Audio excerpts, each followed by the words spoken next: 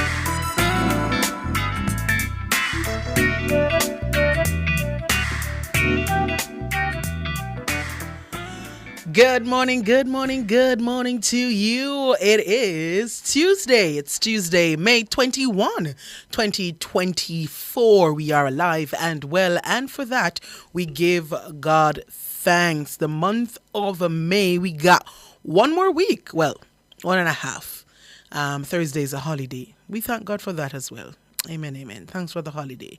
Now, we are at the 21st, which means we have 9 days left in the month of May, and then it will be June, and then the summer will be fully on, and then it will get really hot. Good morning to you if you're listening on the 90 FM band, 90.3, 90.5, 90.7, and 90.9. Thank you so much for joining us on your radio. We appreciate your company there. If you are listening and watching on our YouTube channel, good morning to you. The YouTube channel is Nationwide 90 FM Live. We're at 12,000 subscribers on that channel.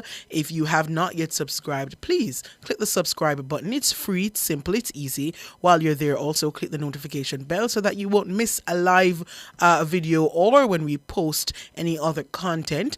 And while you're on this video, if you're here already, click the like button as well. We appreciate your engagement there. On Friday, and I should have said it yesterday, but I remember today, on Friday, I saw Zazzy Girl, one of our YouTubers who is usually in the comment section. Haven't seen her in a while, but I met her on Friday. So hey to you, Zazzy Girl. Haven't seen you in the comments in a while. I hope you're still on our YouTube channel, though. Big up yourself. And I want to say good morning to Cheyenne Atkinson, who is first in the chat this morning. Kariva Peart is also there. Good morning to you, Kariva. Lornette Powell, news commentator J.A., what's up? Jean Sellers, good morning to you. Albert Morgan, Katie Buello, Frank White, Ines Campbell. The other day I saw Cheyenne Atkinson saying that it's he and not she. So Cheyenne Atkinson, for the rest of the NNN family, is a male, in case you made that mistake like I did. I believe it was yesterday, or was it last week? Yeah, Cheyenne Atkinson is a male. So good morning to you, Cheyenne. I hope you are well. I'm seeing Marigold Weber as well. Herman Hyatt, good morning to you, Herman. Jill Prescott. I think I'm seeing this name for the first time. Good morning to you, Jill Prescott. T. White. I think I'm also seeing this name for the first time. Good morning to you. Good morning to you. Well, if it's not your first time, I haven't seen this name before, I think. So good morning to all of you in the YouTube chat. If you're listening from our mobile app, which is available for free on the Google Play and the Apple App Store, good morning to you. And those on our website, the Listen Now option there, good morning to you as well. Thank you so much for making it Nationwide 90 FM. All right, it's the Consumer Hour. And this morning, we will be taking your calls. The numbers to call, 876-630-9371 to 4. That's 630-9371. You can try 630-9372 or 630-9373. There's also 630-9374 and 618-8255. All right? So that's 630-9371 to 4 or 618-8255. Before I go into the calls, though, and of course, if you're unable to call, please leave your comments in the YouTube chat. We'll try our best to get to it for you and to get the information that you've relayed there to the relevant authorities if it requires that. All right. Before I jump into the calls, I have a few updates, a few announcements. One is from the National Water Commission, and this is an important announcement from the National Water Commission. NWC customers are advised that repair work is now underway to address a major break on its network in the vicinity of the Coral Gardens Main Road in St. James. While work is undertaken, areas situated between Salt Marsh and Flankers St. James will experience a disruption in regular service. Every effort is being made to restore water supply within the next 12 to 24 hours. The NWC regrets any inconvenience this may cause and craves the patience and understanding of its valued customers. And that was an important announcement, of course, from the NWC, the National Water Commission. So the areas, just a reminder for you, the Coral Gardens Main Road network, a network break is in that area, and so the work will be done between those areas. And so if you're living Salt Marsh to Flankers, then you might experience some disruption. The NWC is trying their best to get it done between 12 to 24 hours, within 12 to 24 hours. So of course, if you can get some water from other sources, and I hope the NWC, I hope they will, though, will be trucking water to the areas that may be affected. It wasn't in the release, but I hope that will be a part of the relief for the customers who will be affected. The second announcement / update, I am very happy, elated, overjoyed to announce to you that the intersection of Mountain View Avenue and Wynwood Road has been repaired. That's me clapping. If you're listening on the radio and you're wondering what that is, I'm clapping. Because if you listen to this program, you will hear me calling out to the authorities to get that area fixed. It is a major thoroughfare. People drive there every single day. There's no day that cars don't pile up there. So there's a taxi stand right there. It's a popular area. And you know, a lot of people, the people them we have to go airport, and them not come from the other side of the east out there, so them have to drive right there. So unless them a drive the back road. So it is a popular area. And so I'm happy to report that it has been fixed, properly paved. On Saturday, my mother was running almost breathless, a joke, to tell me that she saw some men down there, doing some work. So I'm like, oh, thank God they're going to fix it. But by the time I got out, me not see nobody. So I said, well, I them now would fix it. And then on Sunday, I saw them doing the paving, and I was like, thank God. And I also see other areas along Mountain View, where when them like square up the pothole, say take a fix, yeah. Some of the other areas on Mountain View, them square up. So that means that them soon fix. So we're happy that the authorities are looking to Michelle. Anyway, so the authorities are looking to fix that as soon as possible. So we're looking forward to the repair work being done on Mountain View Avenue, and looking forward to the work actually starting under the Spark program. We understand that consultations are underway, and so I am looking. I don't hear the consultation in East Kingston and Port Royal yet. I'm listening out. I keeping my ear to the ground because I would love to be at that consultation session.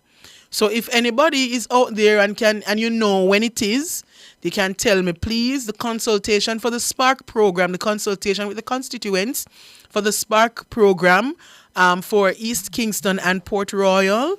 I am a stakeholder. And I would love to be a part of the consultation to, give my 2 cents. So if anybody's listening and can let me know where that will happen or when it will happen, I would appreciate that information. All right? Yes, wonderful. So those are the announcements, updates for this morning, as far as I can remember. Zazzy Girl, you're here. Hey, Zazzy Girl, what's up? What's up? What's up? It was good meeting you last week. I hope you are doing well.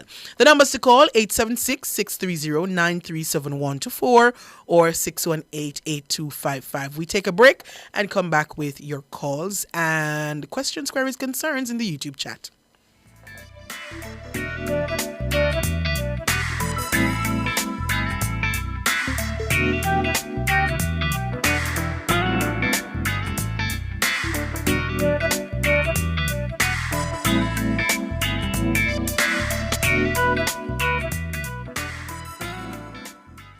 Decorate and redecorate your space with water-resistant, colorful, and fast-drying paints from Edgechem Paints. The time by Edgechem Paints, changing lives 1 gallon at a time, is 9:15.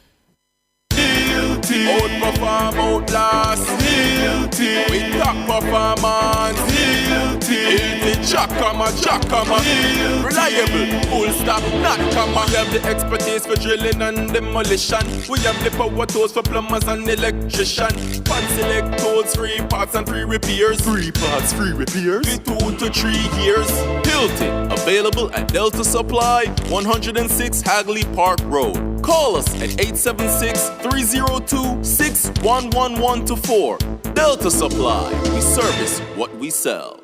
Variety is the spice of life. That's not just true for entertainment, it's true for investing too. While stocks, bonds, and cash are effective, there are other credible investment options out there. These are alternative investments, ranging from digital options like cryptocurrencies to old school investments like gold, real estate, and private equity. You can invest on your own or via a fund with a curated portfolio of investment options. Visit barita.com/opportunities for more growth coach insights.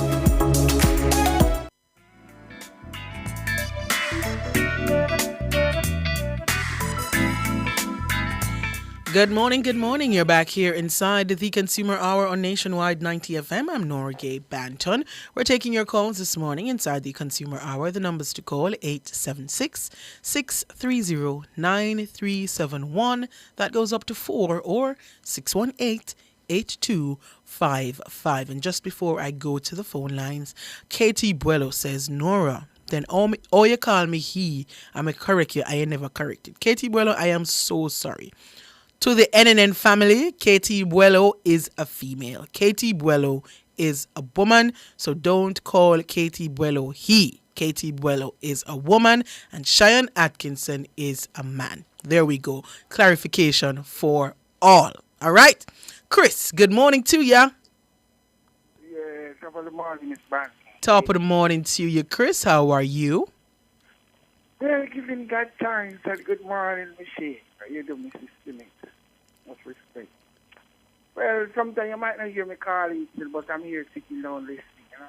Yes. So you learn sometimes. That is it. But first thing one more answer, Miss Manta. Send out a tone cry to the MP and the councillor. Hello? Yes, the MP and the councillor. Yeah, for the Twickenham Park area. If we could get some black paintbrush, and we need some more drum to put the rubbish, the garbage in for the Labor Day. We'll really appreciate it. And the community center is in a deplorable condition. Let me say tan bad. But I can't believe, say, the taxpayer. And the people can't get the community center for you. And taxpayer money just going down the drain. Just like. I'm talking to you next week. Yeah, man. I don't know why you're a bit low. Can you speak up for me? Can Yeah, they hear me. The signal though. You hear me better Yes, now? yes. So you're saying Union Estate. What's the issue there? No, I'm telling you about the community center. Mm-hmm. In a terrible condition. So I call out to the MP and the councillor. It's Dennis Daly and Flappy. If them can do something for Labor Day. Mm-hmm. We need some more drum to put rubbish into. Black paintbrush. And give the place uplift. Yes. Labor Day. So we'd really appreciate it. Because I tell you, Miss Banta, I'm tell you something, you know. Sometimes you see the fever out and you run go vote, you know, but I rank you though. But people are learning sense now still. So you've heard no talk about activities, Labor Day activities for your area? No, sir. No, sir. You know, it's a place like 55 and over in America. Oh. Yeah. People come in, going to their apartments, that's it. Okay. The unity is not there. Mm. Understand? So, I want them to come out and try something. You know? So have you tried to reach out to your councillor to see if you can collaborate on any activities? You push up water up on hill. Pardon? And you run back fire and drown. What you say? I'm not hearing it so clearly, you know, Chris. You push up water up on hill. And run back and drown. What? Talking to the councillor? Are you saying you've tried and it didn't work? Man can. That no sound like you tried then, Chris. People in Kitnam Park here listening my voice on the radio. Them can call you that. Tell you. Me not gonna tell you. No, but we're having a conversation here, and I'm asking you if you've ever tried to speak to the councillor. Me tell you from facts. Me know me tell you, but me not. No, but you all know you're not answering my question, Chris. What I'm asking is if you've ever tried to call the councillor to either ask a question or collaborate on a project or something, and you've got no response. The same thing I said, what I just said to your mom, the same thing we said to him the other day. What did you say to him? We need some paint. The councillor is Donovan guy? You see a man. Okay. But this bad guy, I just say that. No, but come on now, Chris. You're talking and laugh. Remember, say me no know, you know. So you talk like me live beside you and we are talk to the councillor and not do nothing. Me, you have to tell me. Talk straight, man. Talk straight. Nobody talk and laugh. Talk straight. Well, I say thing the other day. Mm-hmm. And what him say? You know, you don't go to 1 year and come out together. No, what him say? This man can. Him say yes. Him say yes, it can be done. But this man can something we don't want to spell out for him. Okay. Yeah. Sound like different politics are going on this, Chris. No, really, I don't know if a Labor Day project is something that all politicians jump on to for either PR or for the love of the people. Right. And if you a constituent, a member of the a person, someone who lives in the area, say to the councillor, say, Mr. Guy, I think we must get some paint and something and spruce up the sidewalk or do something to the area. And him say yes. Me not understand why you say more things dead than women don't know. What you say? Listen to me. When I vote for that man, I don't see him return back. Not put it that way. So where you talk to him where they When you say you talk to him where they and tell him about the paint and something for Labor Day, where? Election, Eh? I see him before election, he was on the property. Okay. And that's when you told him about the Labor Day project? Yeah. Okay. And him say, okay, it can be done. Mm-hmm. Do you have a contact number for him? Does he have contact with the members of the division, the persons living in the area? I don't know, but I know how to reach him. All right. So have you reached him since you've spoken to him when you saw him? Because Labor Day is Thursday. So I'm assuming you would have talked to him now for say, member the project? Yes, ma'am. And then what him say? This man can, must tell you again, it's like a pushing up water up a hill and you run back by and drown. Top, Chris, nobody. All right, me I go ask you put away the parables when you come over here and talk straight. I don't Yeah, like. no, but me don't want you talking a parable. No, but We don't want drawing a whole heap of interpretation from what you say. You call him again recently. Hold on a man, Chris. You call him again recently. You said yes. And I'm asking you, what did he say about the Labor Day project? What him say? Him said no, it can't happen. Him say yes, it can't happen. I don't hear back from him. Pardon? I don't hear back from him. When? The last time I talked to him, I don't. Which hear was back. when? You know what, me? Yeah, we in a May now. In April. In a April. So last month you ask, you call him again about the project. Yeah. And him say yeah, and you don't hear back from him. I invite note him too. You voice note him too, and you don't hear back from him. All right then, fair enough. So, Councillor Donovan Guy of the Twickenham Park Division, I'm sure you must be familiar with this voice here, Chris. Miss Dennis Daly. And Dennis Daly, who is the MP. Yeah. All right. So you've spoken to her as well about the Labor Day project? Oh, no. No, but it's just Mr. Guy you talk to. All right, good. So Mr. Guy, or anybody who knows Mr. Guy and can give us an update, or just call Chris and make him know what's the plan for the Labor Day project he proposed to you, or whichever other project you're having in the area, so Chris can know what is happening. All right? So, that both of them need to give us some help with the community. And just remind us of what you said you were proposing. Well, the grill, we normally paint them a year time. The grill? Which grill? To enter into the apartment. Oh, the grills to enter the apartments. Yeah, we normally paint the black paint. That's the responsibility of the councillor? Well, put it this way, my dear. Him get vote, so we ask him if he can sponsor the paint. Okay, and he did, and he's done that before. No, first.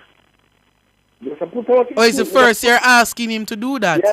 Okay. So what about the other infrastructure, community center and those things in the community?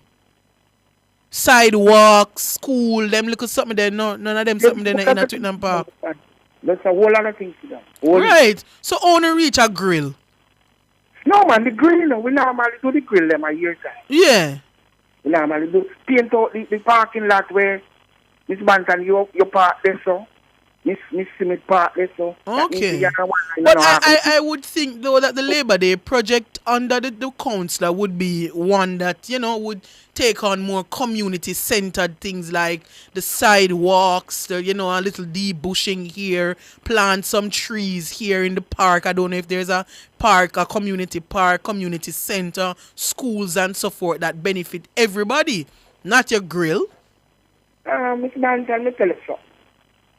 When we apply for the house over there, we get one set of story and there's another. If it was a gated community with etc. It's not like that, Miss Man. You understand? Yeah. Okay. You get one set of basket. Not like that. Oh, okay. I hear you. But that's why I'm telling you certain things you don't want to spell it out on the radio. All right, my boss. All right. Because you go back in a parable again. Yeah, man. All right, then. So, Mr. Donovan Guy, councillor for the Twickenham Park Division, the people who voted you in, they want to hear from you as it relates to the Labor Day project. We have one here, Chris, on the line with us, who is saying he reached out to you, but he's not hearing from you with the Labor Day project. So just give them a call and let them know what's up. All right, Mr. Guy? Or if anybody is listening and can reach to Mr. Guy and let him know that those in Twickenham Park, at least Chris, is looking for his response with the Labor Day project. And Labor Day is on Thursday. So we don't have much time. All right, Chris? And then after that, say all road lead Emancipation Park. I was just about to say, come tell we say you're there on big show at Emancipation Park. You think me not hear them call your name? Courtney? You go on. Me just said I say if you're going to leave the show and not tell we say you're there on a big show at Emancipation Park. Yeah, I'm All right. Well, I want to be there, so hopefully I get there in time to see your Yeah, ministry let's send there coordinate. by 6 o'clock. 6 o'clock. All right. Blessing. Yeah, man. You take care. All right. Remember the numbers to call: 876-630-9371 to 4 or 618-8255. I don't know. Oh, Chris. When I hear Chris say Labor Day project, I think he must go and talk about some other thing. But Chris said grill for the house. I'm concerned because I don't think that is the prerogative of the councillor. But him say, him just ask the councillor to help with some paint, and him say him can do it. So I guess they have an understanding there.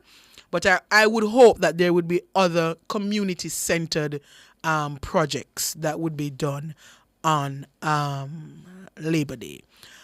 Mr. Francis, good morning to you.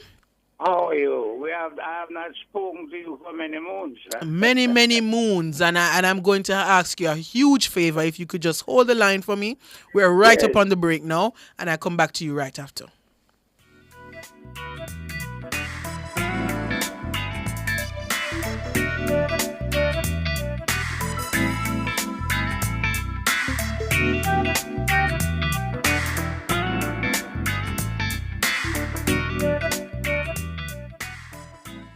Spectrum Insurance Brokers provides quality insurance coverage and risk management services. The time by Spectrum Insurance Brokers Limited, setting the industry standards, is... It's 9:30. Your voice matters, and it's making a difference. In January 2023, you are invited to share valuable feedback on the draft regulations for our National Identification System NIDS. Thanks to your input, these regulations have been enhanced and are now being tabled for Parliament's consideration. Follow the debates and get the latest updates on Instagram, Twitter, and Facebook. Together, we're building a brighter, more secure future for Jamaica.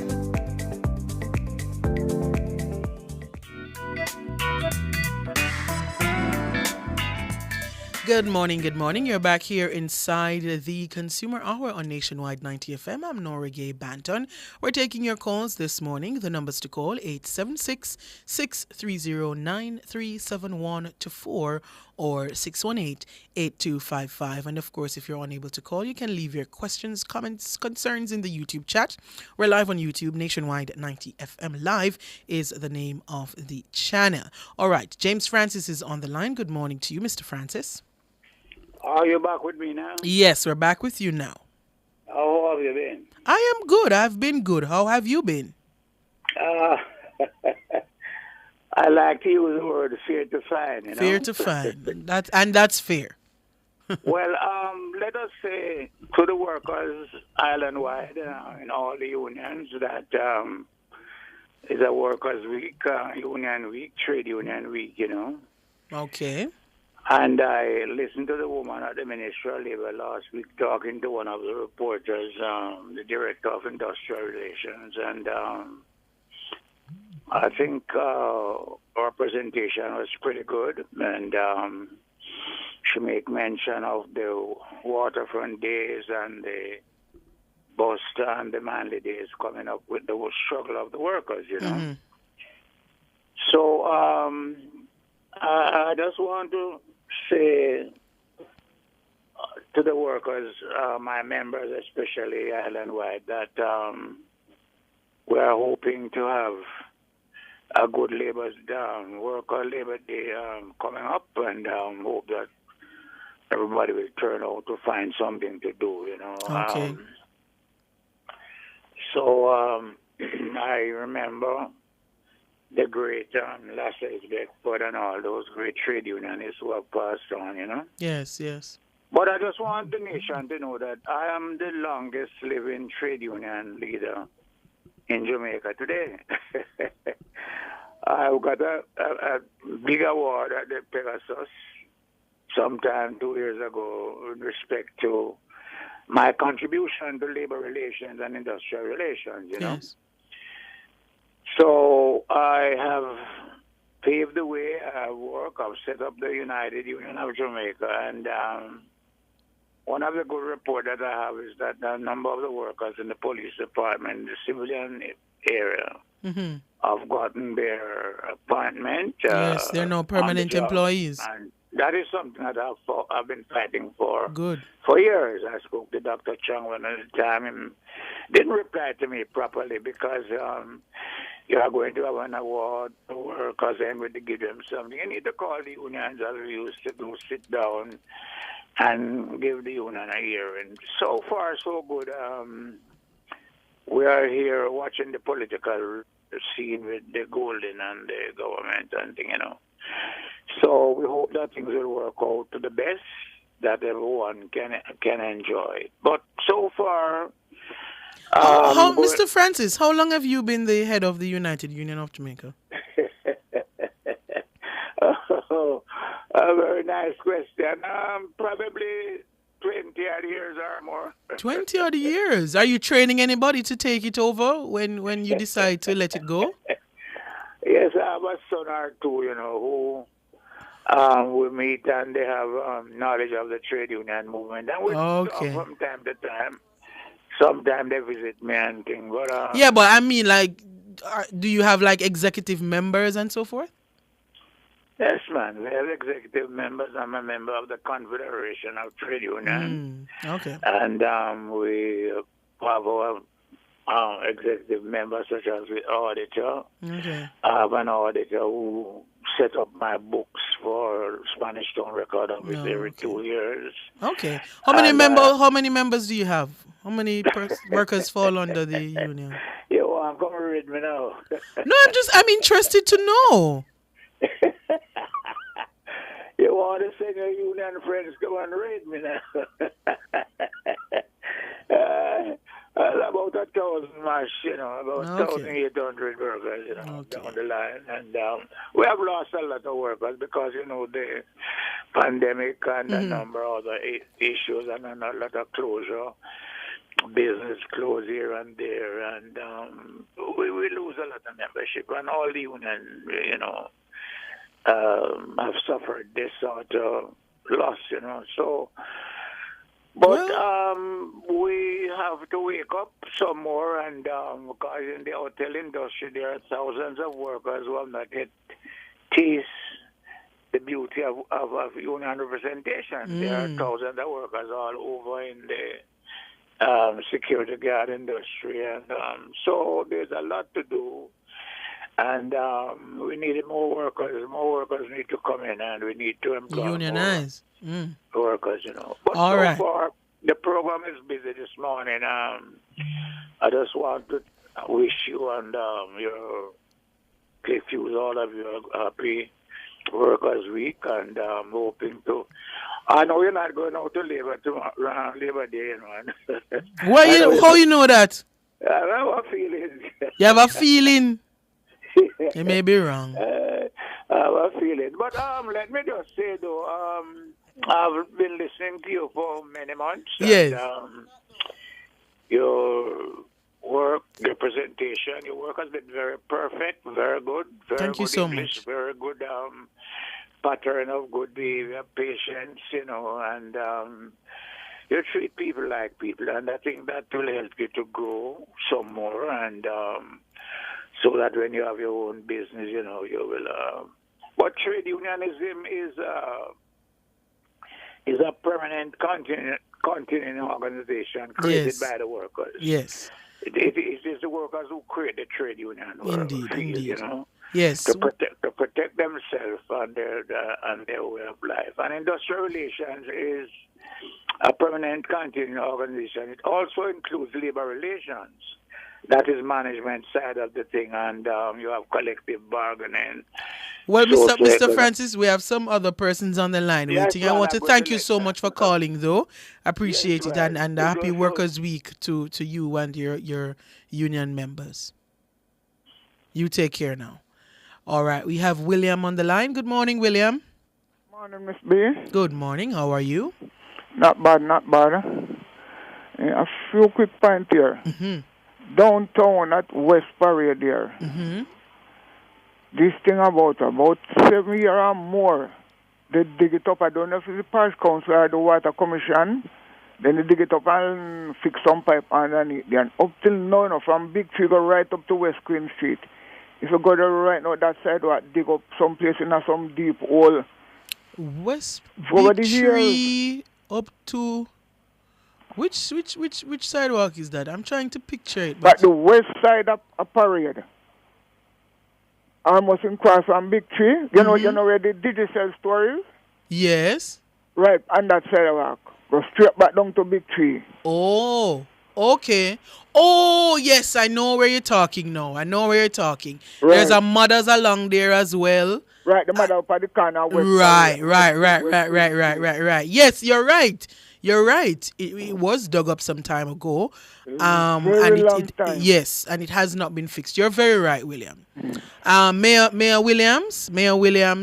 Not Williams, sorry.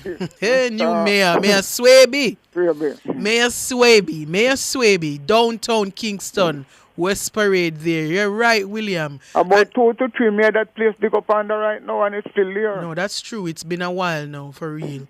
I guess we've overlooked it because business has continued as usual. But, yeah, man, you're right. Yeah, but we are challenging a special... That is people true. like us. That is very true, William, and there are persons, and it can be dangerous. Yeah, so, Mayor Mayor Swaby, you seem to be a man of action. I see you doing a lot of things, making announcements for a lot of things. You can put this one on your list, West Parade, right there along where Digicel Mothers, right there, up to the corner there. Burger King is along there as well. Right. Yeah, the area was dug up some time ago. And it has not been repaired. They just put back the dirt over it, but it's still in a state that can cause accidents if you're not careful. Old walls still live there. Yes, that is true. Just wash out the dirt. That is very true. Right. So Mayor Swaby, yeah man, another one for you here in West Parade, downtown Kingston. We hope that you can look at that one in your time as mayor. Yeah, the other point with Digicel, I have a mobile phone at Digicel. Mm-hmm. And what I realized happened 2 times straight. When I put on credit on it, in case of 2 weeks, they suspend the credit. I'm not using the phone fast enough. You use a card, like you buy a phone card and put on? Yeah, I just tap it up. More time I got a digital store and just make them tap it up. But I don't really use it unless I need to use it. But I'm saying the time where they... Are you sure it's a time I go fast, William? You sure it's 2 weeks? Yeah, just 2 weeks? Yeah, I'm telling you. Well, in 2 weeks time they suspend I think it should be 30 days. I'm not entirely sure of the policy. But that I heard. But I think it should be 30 days. Before your credit expires. But if you're having that challenge, then you need to speak to a Digicel rep about it then. Yeah, and there are last 2 points. In this bus center Alpha 3 there, we are tired to ball out. That's we need somebody there must be to help us when you go there. You cannot left stranded in this place where I know one. If sometimes you beg somebody to assist you, but sometimes they can't leave you. It's distant from where when your bus come, you don't even know. Nobody's there to assist you. No one they might tell security, but they are doing for them things. They might just help you and care to at a point and left you. You're on your own. And when you say assist you, William, then you have some customer service there. Yeah. Right, where you could go to somebody bring it to them. And they might put it where to sit or where to stand until the bus comes. They will look out for you and assist you that you get to the bus and so. You're not seeing that again. You're on your own. If you reach upstairs, if nobody not there for you assist you, you have to walk up and down with the cane till you might find the staircase if you can't find it.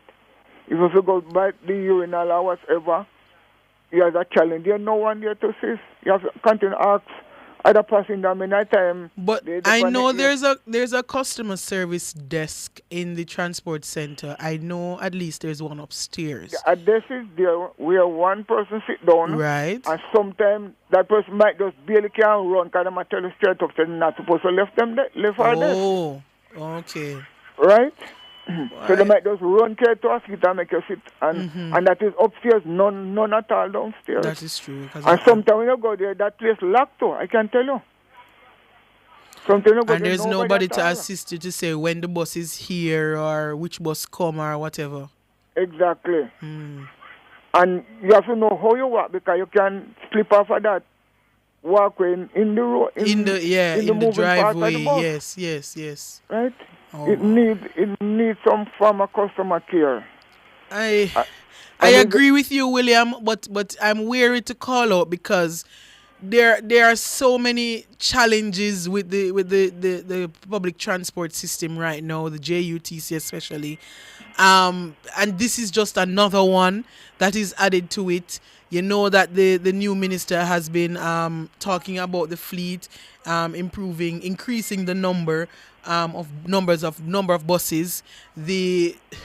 The fare system, I don't know, but you're adding another one to it that there's not much assistance for the disabled community, and we can make it known. And I think this is the responsibility or a part of the responsibility of the Jamaica Council for Persons with Disabilities to advocate on your behalf for these things. Miss B, I believe they are meeting with the JUTC director them more than one time, but I think the director them just don't care. Yes, but and that's what I'm saying. When nothing is done, don't you ramp up your advocacy?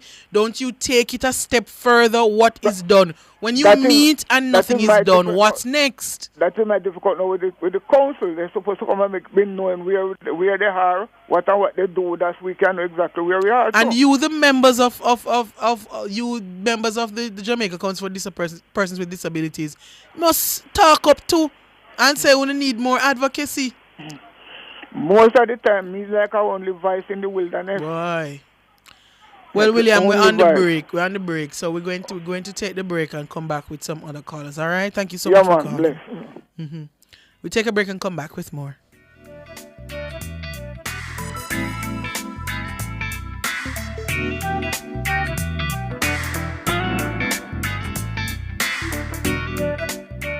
Fill all your prescriptions, get cosmetics and other pharmaceutical items at Mannings Hill Pharmacy, located at 34A Mannings Hill Road, Kingston. Telephone 924-6280. At Mannings Hill Pharmacy, they stock all the hard-to-get medication. The time by Mannings Hill Pharmacy is 9:45. Nationwide 90 FM is at it again. Team Revolution will clear every hurdle and sprint to the finish line as we cover the games of the 33rd Olympiad from Paris, the city of love. Winning by daylight and setting a world record, 9.68. The wind is okay.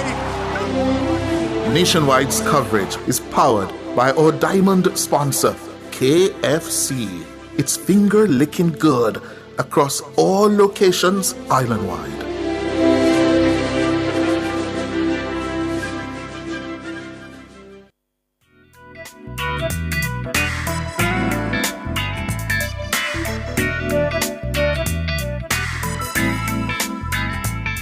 Good morning. You're back here inside the Consumer Hour on Nationwide 90 FM. I'm Nora Gay Banton. We're taking your calls this morning. The numbers to call 876-630-9371-4 or 618-8255. Miss Brown is on the line. Good morning to you, Miss Brown. Good morning, pleasant good morning to you. First time calling, but I always been listening. Thank you so much for calling. Yes, ma'am. I am a senior citizen. I had to walk. I've been walking with a cane because one of my legs are constipation, circulation problem. Okay. And the other one is a hip problem. But because of the ulcer on the blood circulation side, they cannot take care of the hip. Well, I'm having a great problem here. I'm living in Portmore. Mm-hmm. I went out a part of my house for a couple of years now, and I had some tenant. The last ever tenant was here. They wasn't paying me a water bill for quite a while. And because, I did owe the bank some money, I didn't want to get them out so fast. I just wanted to try to get the bank money off of me because I did borrow the money off the house. When I did pay for the money back to the bank, I gave them 3 notice. It was 2023 notice. They did not come out. And in the December, about November, I went to Spanish Town and get out of the security server, served in a warrant. They did come out on Christmas Day, 2020. And from them come out, them come to court with me one time and them don't come back. Them don't pay me the money and the water bill bank up on me. So one daughter I have America, we have 5 kids that have been struggling with me. The rent is my own source. My husband, he has eye problem. He can barely see, so he cannot work. He's a pensioner also. So my daughter, she after the try to selling a little thing for me now and then, so I can't get to do, what I really want to do. But right now, I do some painting on the house. But the problem is the water. They say you can't take out another account if you've owed there. No, because it's them know it's my house and it is in my name. It's 1 meter. 1 meter, ma'am. Yes, ma'am. 1 meter. Oh, so you were splitting the bill? No, it wasn't. It was one bill come. It's one bill. Right. So they were the ones who paid the water, the tenants only? No. Right. So I'm trying to understand the money that the tenants owed. Like, what was it for? The water bill? Yeah, they owe for water bill and they owe rent too. They owe water bill and rent. Yes, right. So what money are you concerned about now? Listen, I can tell you now. Well, when it lock off the bill, they send a bill to me and say, $1 million and some change, like $100,000. That's the NWC? Yes, ma'am. Okay. And I get up some money, the daughter help me, whatever, want help me. But hold on. Before you continue, help me to understand. You're saying it's 1 meter at the premises? And you've rented a room? Not 1 room, 3 bedrooms. They have the biggest part of the house. Okay, but it's 1 meter on the premises. What was the arrangement with paying the bill? The water bill? No, they want to pay the monthly bill. So the rent included the water? No, the rent is different from the water. Right, but I'm saying if it's 1 meter, that means you are supplied by that one. You live on the premises as well? Yes. So you are supplied by that 1 meter? Yes. So how does the bill go? How does we just share the bill. Right, so you split the bill. Yes, ma'am. Right, so you pay half and the tenant pays half. Yes. Okay, good. And they weren't paying their half for quite some time. They stopped paying it because of the bank money. I just keep holding them back, but just because you get the rent to pay the bank. Okay, so they were paying their rent, but for some time, but not the water bill. Yes. Okay. They move the rent too, but they come back and then pay it and whatever. Good. Well. When I went to Water Commission since I hear about the promotion, I went down there because we was paying a little water, but the other said money. I pay up to $400,000. $400,000. I have the bill right here. And then when I went down there the last time, they told me that they take off some of the money. Tell you the truth, they take off some of the money, about $70,000. Right. And it balanced $590 something, almost $600. $590,000 you have to pay now. And they said to me, they write it on paper. They said to me, if I could pay off of that, which is $290 something, I would get a 4-month where I could pay. What they call it again? If I pay off of that, I could get a 4 months to pay the rest. Okay. 4 months to pay the rest. So I'm so stressed. Moratorium? I beg your pardon? Moratorium? What you say? No, they call it 4 months to pay the rest of the money. All right, yeah. So, yeah. And they would put it on about the water. But I cannot find it, and I really want it out to become. You can't find what? I can't find the money to give them the two. So I was asking if someone could help me, 1 or 2 or 3 people should help me to just give them the $290 something, and then just give me back my water, and then I would just rent the house, and that could help to pay them the balance with a long delivery what my daughter can give me. I just asking for help. I'm asking for to get my water on because I need a place to be rented. Please, I'm asking anybody out there who can help me. Because I cannot work anymore. My husband not working anymore, I will just live off of that. But, I have to just depend on my daughter to give me what she can afford, and she have 5 kids to take care of. Oh, you're a pensioner? Yes, ma'am. Yes, sir. I'm 10 years of age. Yes, sir. Yes, ma'am. Okay. Yes, ma'am. So you, that's where I call. okay. So, so what you want now is just somebody who can assist you with paying the 200 and odd thousand. Yes, and then you go on a 4 month. They give me 4 months to pay the balance. You're on a payment plan for the other 4 months. Right, man. Right. Oh, That's what okay. they say. They told me that. I was just pleading, if someone out there would just help me, it would be grateful, I would be so grateful, because I need to rent the place, because I'm almost finished painting, still, paint little and stuff. I mean, I have a little money to paint again, because 3-bedroom already paint, the living room paint, the bathroom paint, we're on the veranda here, and now one in the day we have the dining room and the kitchen, and then we share the washroom. All right. Well, if anybody, I don't know. Boy, it's difficult, but I hear your cry, yes, and if there's ma'am. anybody listening and they're so moved to assist, we can take Yes, your information. But I'm gonna suggest that you go back to the NWC, let them know your plight, and let them know that you are unable to pay right now, and see if they can do anything further for you as it relates to the payment plan. Put you back on the water, pay. Probably they can bring it down to 100. You pay that, and you go on the payment plan for 6 months or what.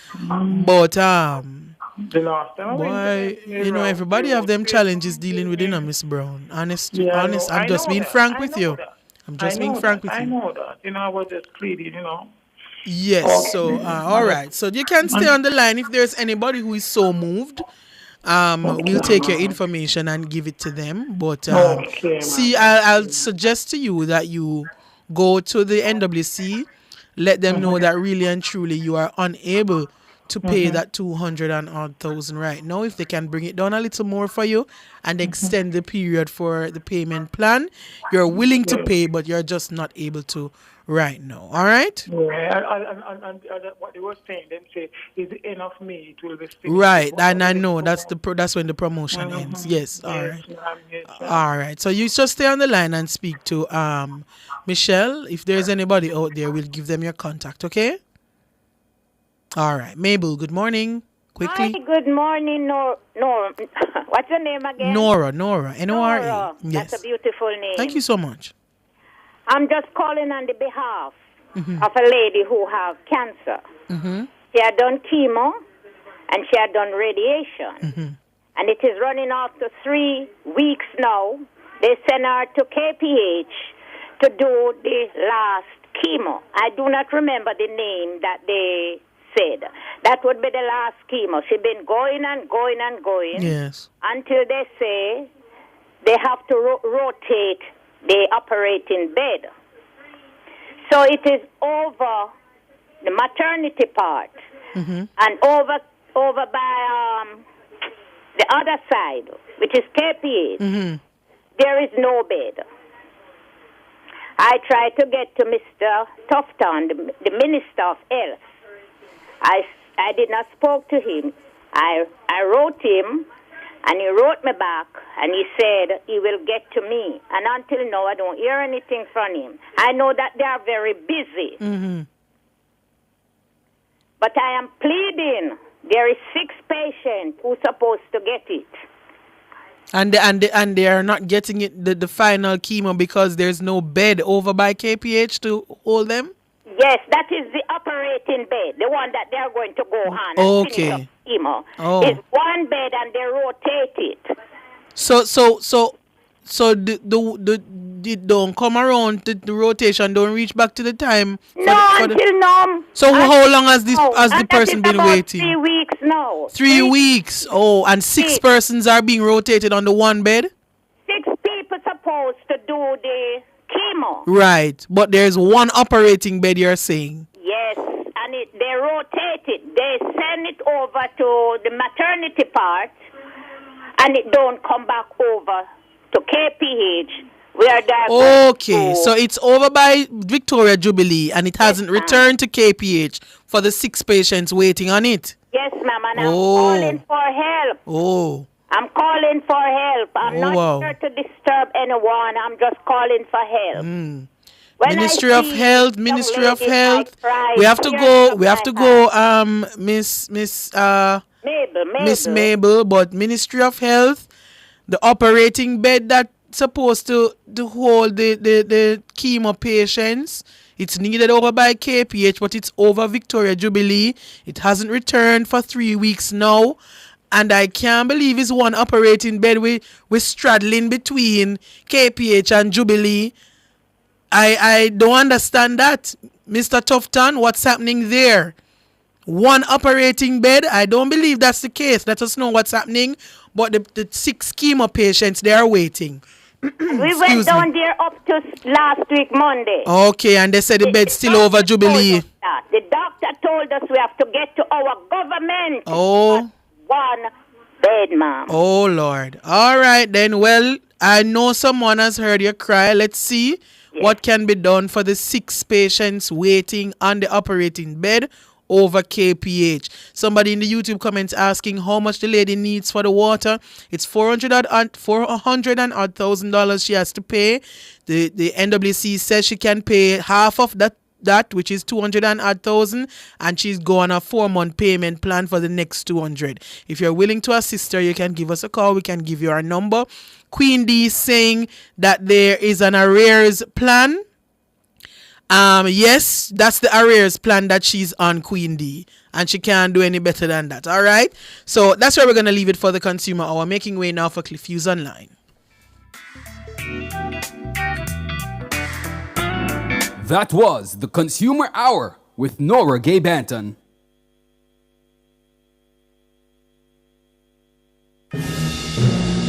Nationwide 90 FM is at it again. Team Revolution will clear every hurdle and sprint to the finish line as we cover the games of the 33rd Olympiad from Paris, the city of love. Fraser Price gets the start, and look at this, Ahuri going well, and here they're coming to close it down. Jetta's coming through, but Fraser Price on the near side, the Olympic champion defends! She defends the title! Wonderful run by Shelly Ann. Nationwide's coverage is powered by our diamond sponsor, Pizza Hut. Now, that's delivering from all locations, island-wide.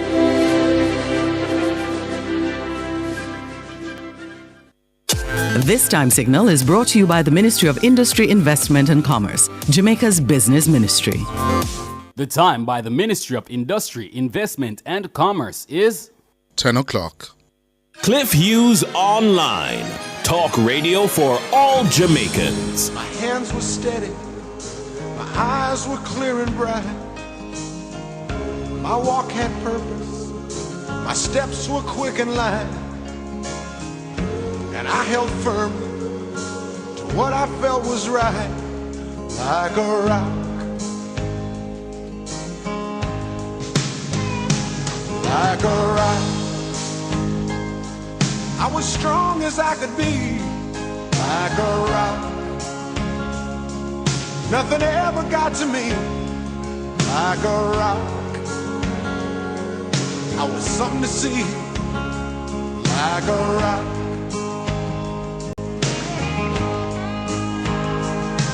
And I stood arrow straight, unencumbered by the weight of all these hustlers and their schemes.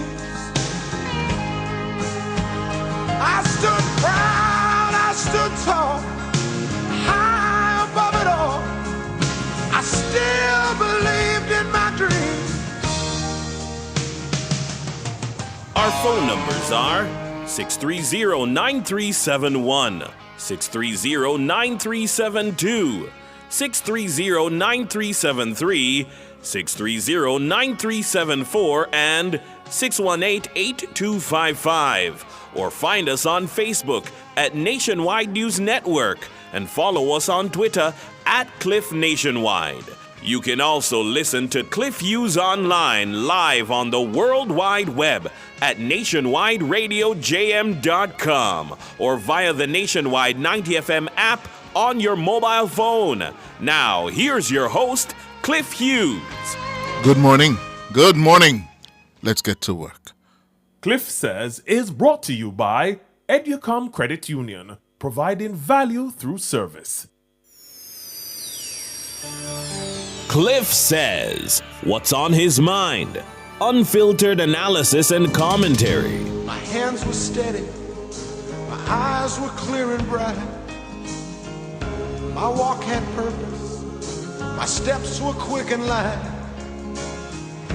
and I held firm to what I felt was right, like a rock, like a rock. I was strong as I could be, like a rock. Nothing ever got to me, like a rock. I was something to see, like a rock. Morning, morning, morning. Thank you so much for joining us here on this Tuesday morning. I'm not going to begin this morning with a hot button political controversy.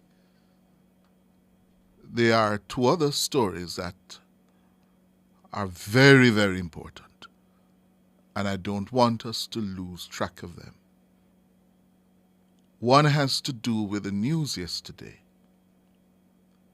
that the Caribbean Examinations Council, CSEC, will be suspending 4 subjects as of next year at the CSEC level and the Cape level. And when I heard the report yesterday, my heart sank. Yeah? Because, you see, when we fight and quarrel over the politics and lament the challenges of the country, one of the cures has got to be the further education of our people. That is one of the cures. And the issue is about the future of our grandchildren, our children. Yeah? The mission of every generation is to leave your country better than you found it. That must be our mission. And one of the ways to do so is by ensuring that our people get the best education that will prepare them for the world they will have to traverse and negotiate. One of the biggest challenges facing our world and our future generations of people is to master science and technology and to produce a green economy.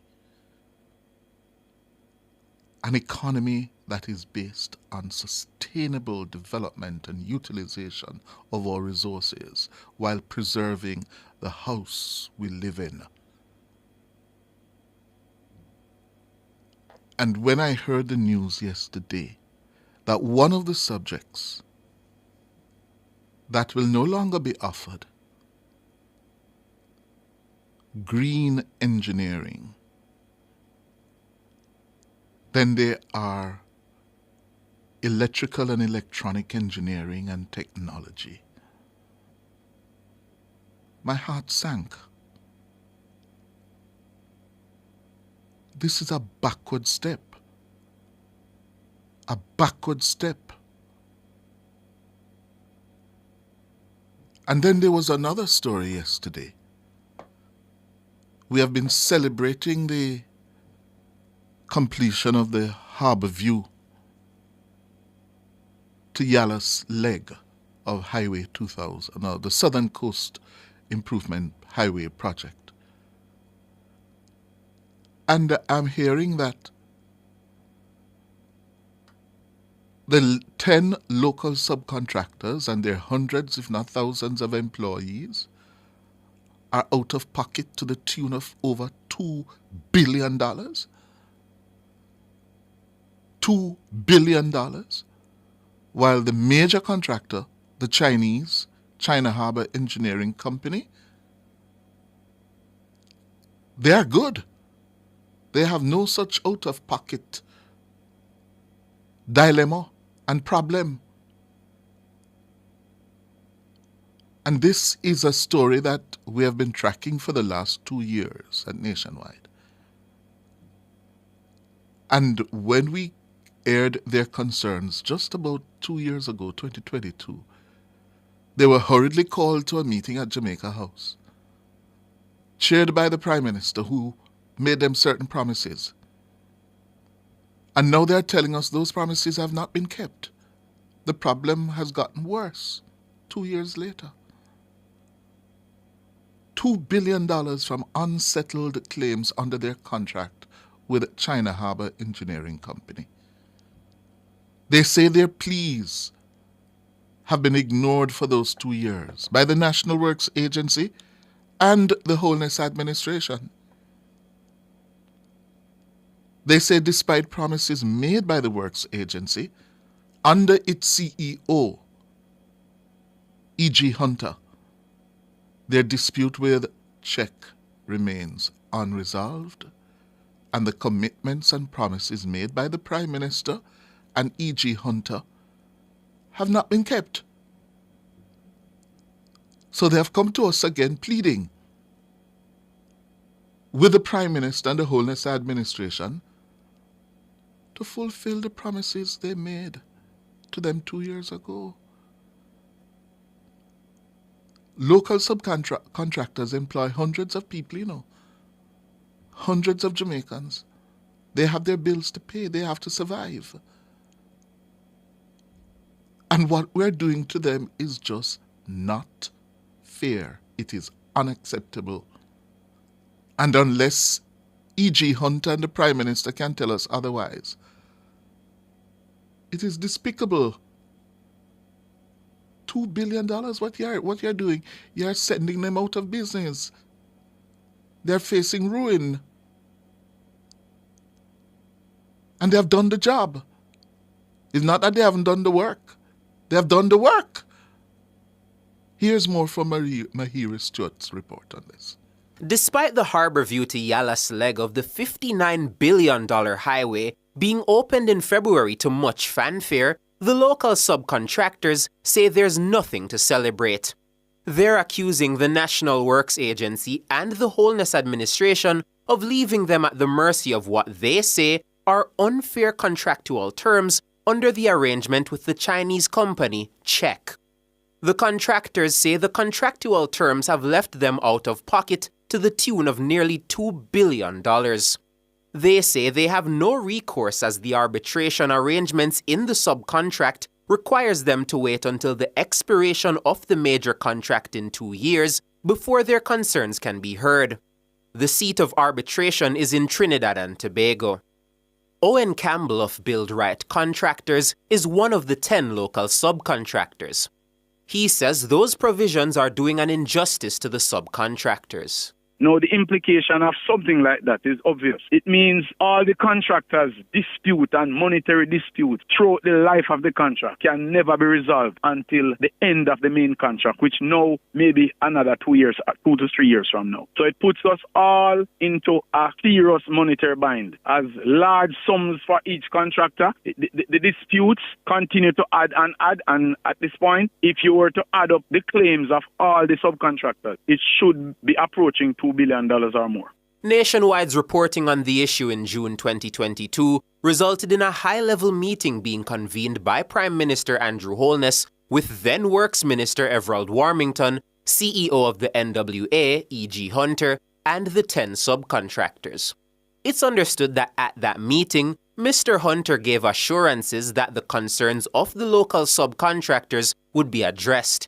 He specifically committed to addressing the arbitration clause in the contract.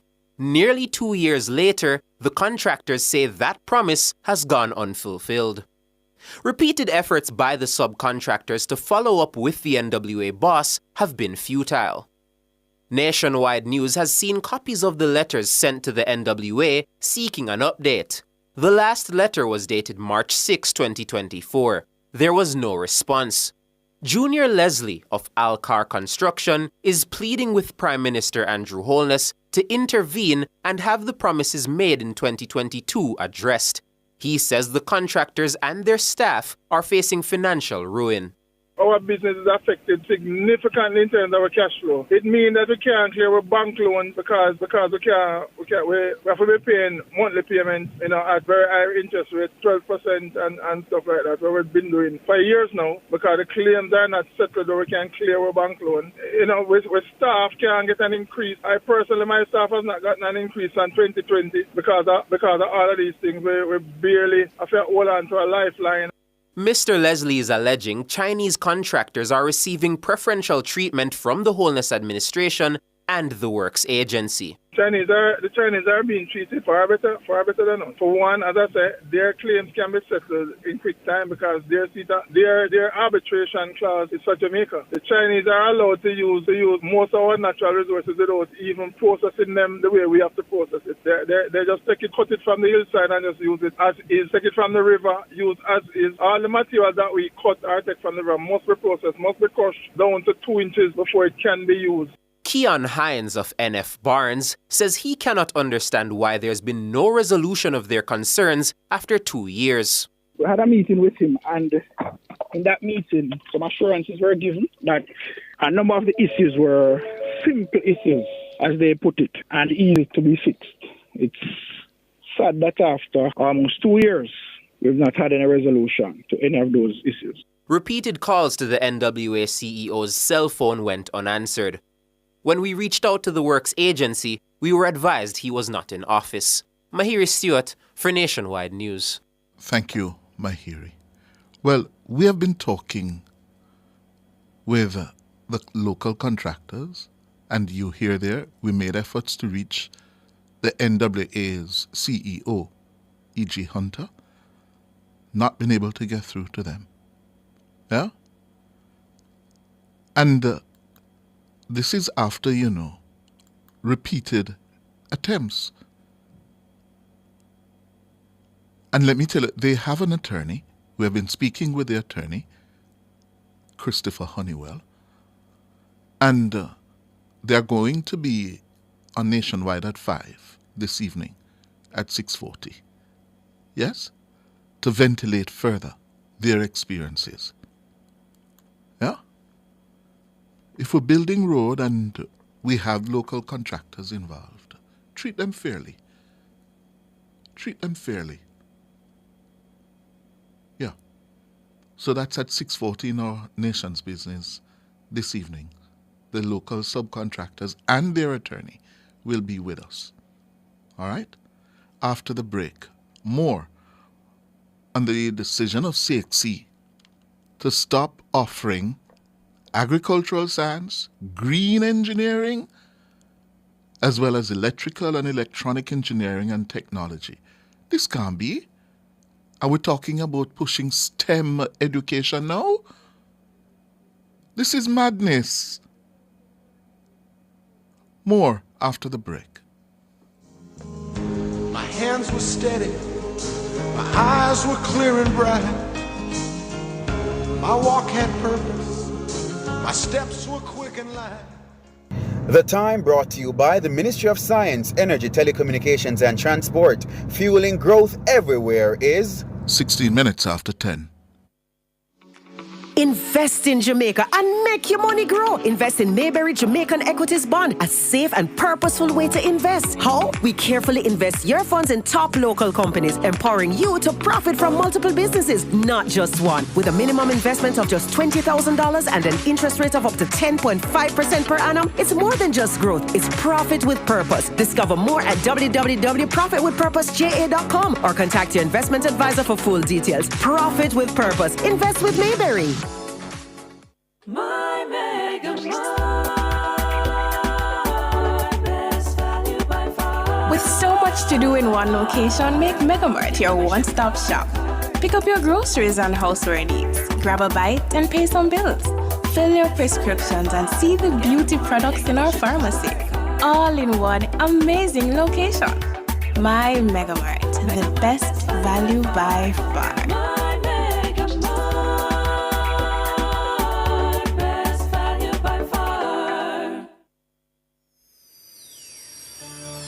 Cliff Says, what's on his mind? Unfiltered analysis and commentary. My hands were steady, eyes were clear and bright. My walk had purpose. My steps were quick and light. And I held firm to what I felt was right. 18 minutes after 10 o'clock. So I told you at the beginning of the show how my heart's really, nosedived yesterday when I heard the news that the regional examinations body, CXC, because of low enrollment and, of course, cost, will be suspending, as of September next year, mechanical engineering, agricultural science, green engineering, as well as electrical and electronic engineering and technology. No, these are the subjects, these are the disciplines that our people, our youngsters, born and unborn, must master, must be able to demonstrate competence at, if this country is going to move from a struggling third world country bedeviled by poverty and all kinds of problems. If we're going to make that big leap, and it's no big leap, let me take that back. Can I say it? Go. Yeah? We have to make steady progress. Steady progress. So I would love to know that your grandchild, some of them probably not born yet, when they get to 15, 16, fourth form, fifth form, yes, they would have mastered green engineering, because that is a global imperative with the warming of the global climate. We have to change how we do industry, how we manufacture. And the big countries are well down that road. They're spending billions of dollars in green engineering and technology to transform how they do this business of manufacturing and industry and utilization of technology. And we in 2024 are going to say to our people, we are suspending these subjects for 15 and 16-year-olds leaving high schools? If I were the Prime Minister this morning, and the Education Minister, the Industry Minister, the Finance Minister, yes, every parliamentarian, I would have to be summoning CXE. While we're busy wanting to talk about, yes, it's important, constitutional reform, but this is a serious national, regional problem, and we have to respond to it. We have to find out what is the problem, why is there low enrollment, and what are the cost implications. Nigel Clark, the finance minister, told us in his several speeches, while we return to macroeconomic stability, we have to do some other deep transformational policy implementation so that we are going to really lift ourselves out of a low wage, low skill political economy.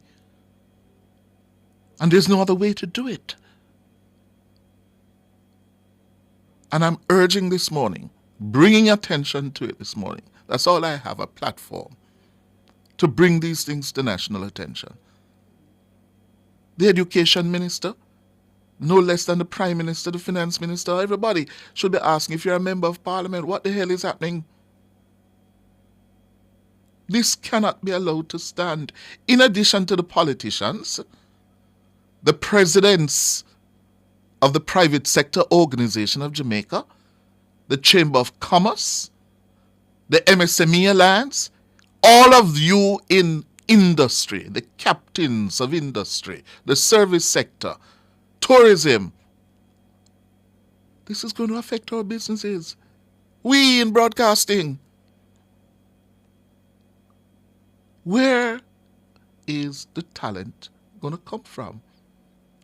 And we know we have a shortage of skills. No, it's not the time to cut back CXC. No, it's not the time. No, sir. No, no, no. Here is Shalois Michael's report on that which emerged from CXC yesterday. The subjects are mechanical engineering, agricultural science double award, green engineering, as well as electrical and electronic engineering and technology. CEO of CXC, Dr. Wayne Wesley, explained that the decision was taken following a decline in student engagement. This is after a process of rationalization against the resources that we have as it relates to the uptake for those subjects. Agricultural science, what has been discontinued is the double major, but students would still have access to the agricultural science general paper. The next subject would have been that of electrical and electronic technology. That paper, again, is a CAPE sitting paper, which can be substituted using physics. The green engineering and the mechanical industrial technology, the mechanical option, also experiencing low enrollment numbers. Dr. Wesley says the suspension of the subjects will take effect in September 2025. It is starting in 2025 for those subjects that are taught over a 1-year period. For those subjects that are over a 2-year period, it is 2026. For those students who are currently in grade 10 and moving to grade 11 to write these subjects will still be able to do that. What we are saying, don't start any new cohort at this time. Dr. Wesley adds that schools across the region can still request the suspended subjects, but at an additional cost. It must be understood, though, that while we have taken the decision to rationalize those subjects, it is still available to ministries of education across the region if they would want to absorb the economic cost to offer those programs. And so it is purely on the basis of rationalization and at the same time still considering that students would need certain subjects to matriculate to university. So at least from that end, the persons are not necessarily affected. Shalois Michael for Nationwide News. That was Shaloy and the CEO of CXC. This can be fixed. It's not beyond us. It can be fixed. There are several companies, yes, who now finance the sitting of CXC exams by students. I think NCB is one of those companies.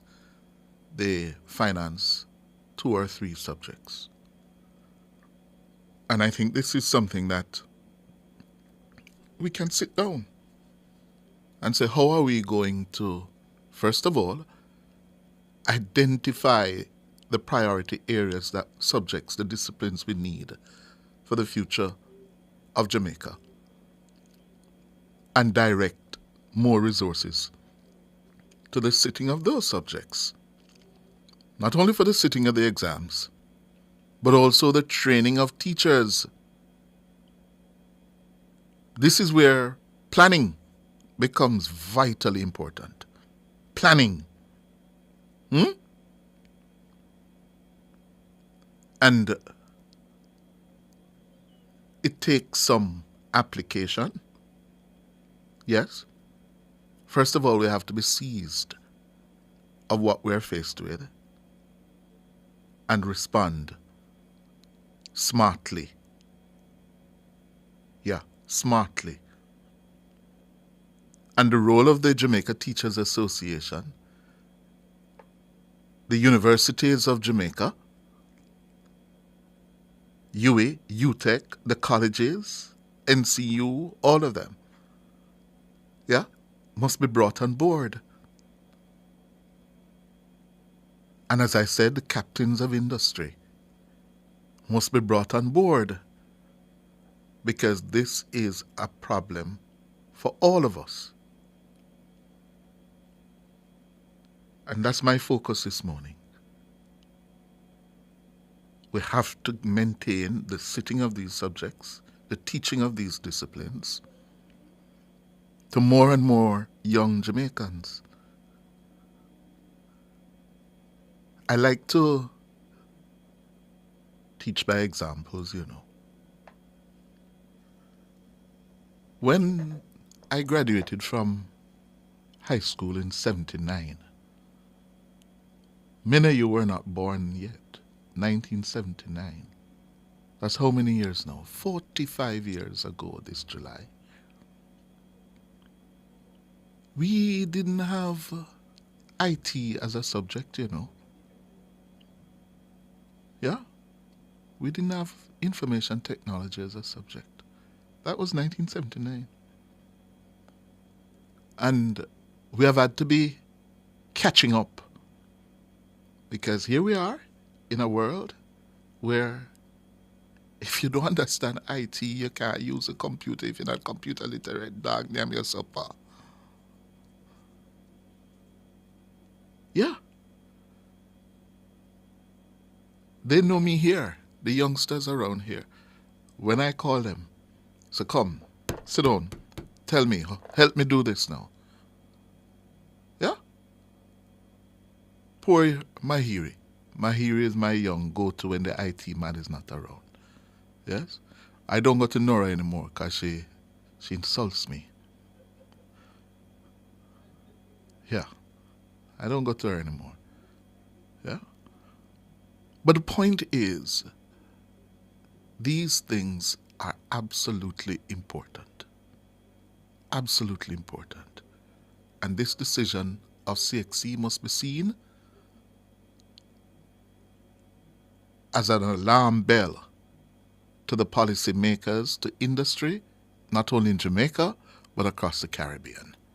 That's how it ought to be seen. Time for the break. My hands were steady, my eyes were clear and bright. My walk had purpose, my steps were quick. Payroll made simple and secure. Get automated with BizPay, an integrated payroll and HR solution powered by MC Systems. Contact them today. The time by MC Systems is 10:31.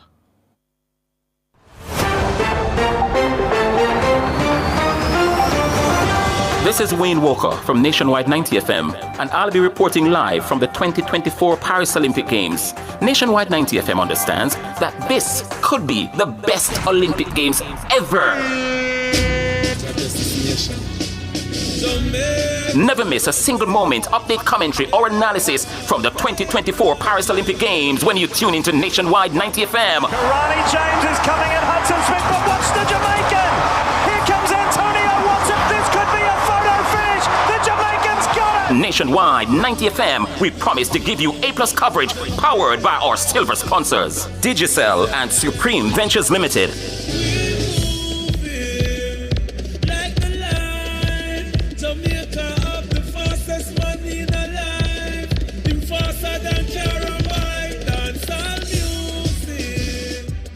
Listen to Nationwide 90 FM on 90.1, 90.3, 90.7, 90.9. or visit our Flow channel on a 916. To our valued listeners, for questions, comments, or concerns about our programs, email us at programs@nationwidenewsnetwork.com. Cliff says, what's on his mind? Unfiltered analysis and commentary. My hands were steady, my eyes were clear and bright. 28 minutes going up to 11. I have George with me in studio, George Davis. And George, you did an interview this morning with the CEO of CXC, Dr. Wayne Wesley, on this issue. And you were telling me he gave you a bit of information that shocked you. Yes, I was shocked because it was towards the end of the interview. We had dealt with these substantive issues already. And I went on to ask him if he had noticed any trends that would support why students were falling out of the subjects sufficient for CXC to discontinue them. So he said, well, they were still compiling the data, and based on the gap between the data sets that they would compare, there wasn't anything, given the gap, for them to draw any logical conclusions about, but they were still gathering data. But he said what they have found so far is that, for instance, if 2,000 students begin a grade 7 in a high school, by second form, a couple of hundred fall out of that 2,000, and that by the time they reach fifth form, probably 800, 700 remain out of the 2,000. So him said the attrition rate is alarming because the obvious question is where do those children go? Where them drop gone? Yeah. So I found that to be shocking, frankly, because I could never have imagined that the attrition was anywhere near that. The system across the Caribbean. It's systemic. It was Caribbean wide. He was giving the example, and he said that they're crunching the numbers, they're putting the data together, and they're preparing a study to inform, to say, why is this happening? That is troubling, Frank, in my estimation. It is very troubling. When I heard this story this morning, I said, what? This can't be. Can't be.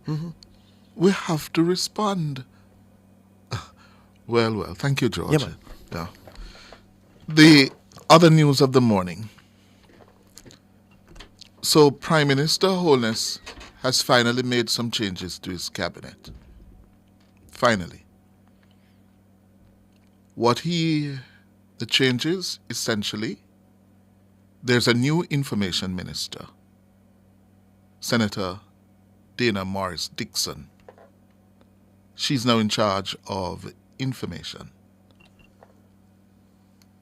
Senator Dixon recently joined the administration, where she is the minister with the responsibility for skills and digital transformation, operating out of the office of the Prime Minister. Why there are so many people who operate out of OPM, I can't keep track. But Senator Dana Morris Dixon has been handed the job of Information Minister, replacing Robert Morgan, who is now in charge of Works, consequent on the resignation of the former minister, Everald Warmington. And Senator Abka Fitz-Henley has been appointed Parliamentary Secretary. Again, OPM, Office of the Prime Minister. No. I think the appointment of a new information minister is not surprising. That was coming. Mr. Morgan had lost out in terms of the perception that he was doing an effective job at information. So there were even those who were calling for his head, that he should have been chopped out of the government. Well, that is not Andrew Holness. Andrew Holness, I posit, is not a butcher when it comes to making changes. Yes?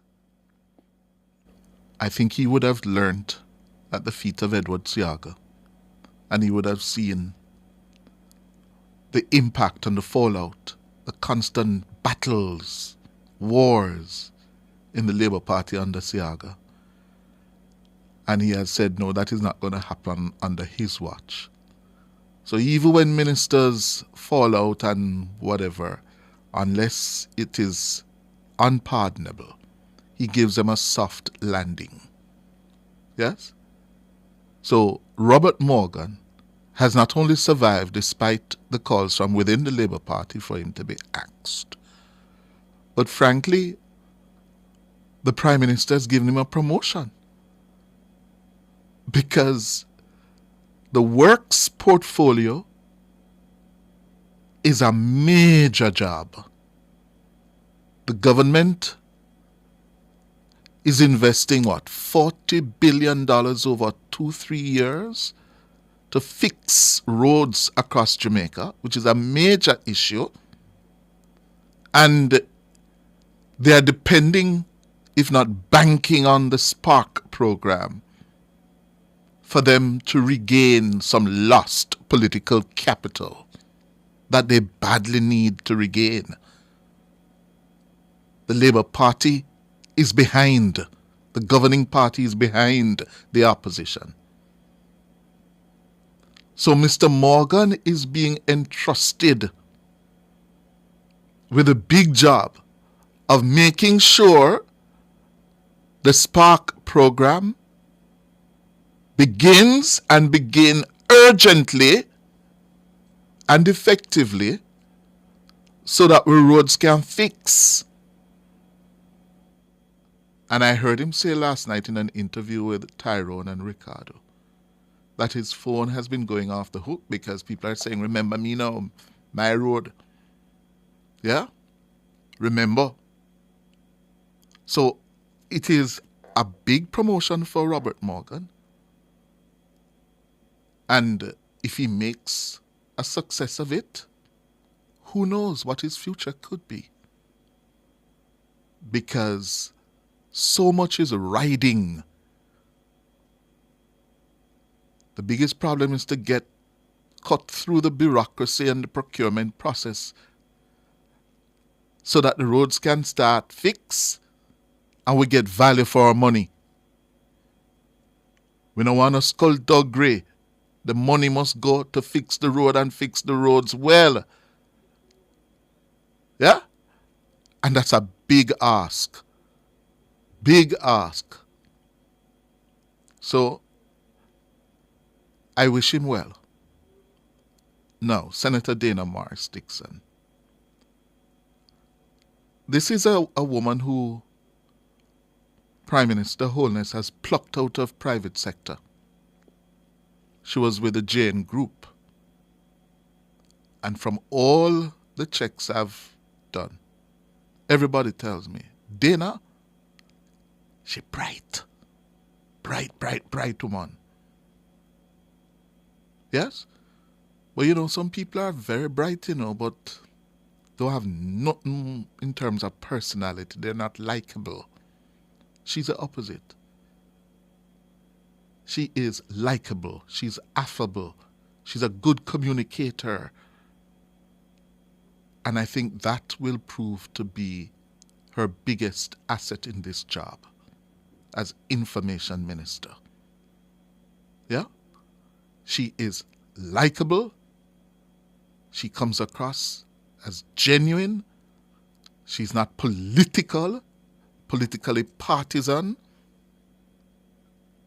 And she, without a doubt, will demonstrate very quickly her grasp of the public policy issues that must be communicated. When you look at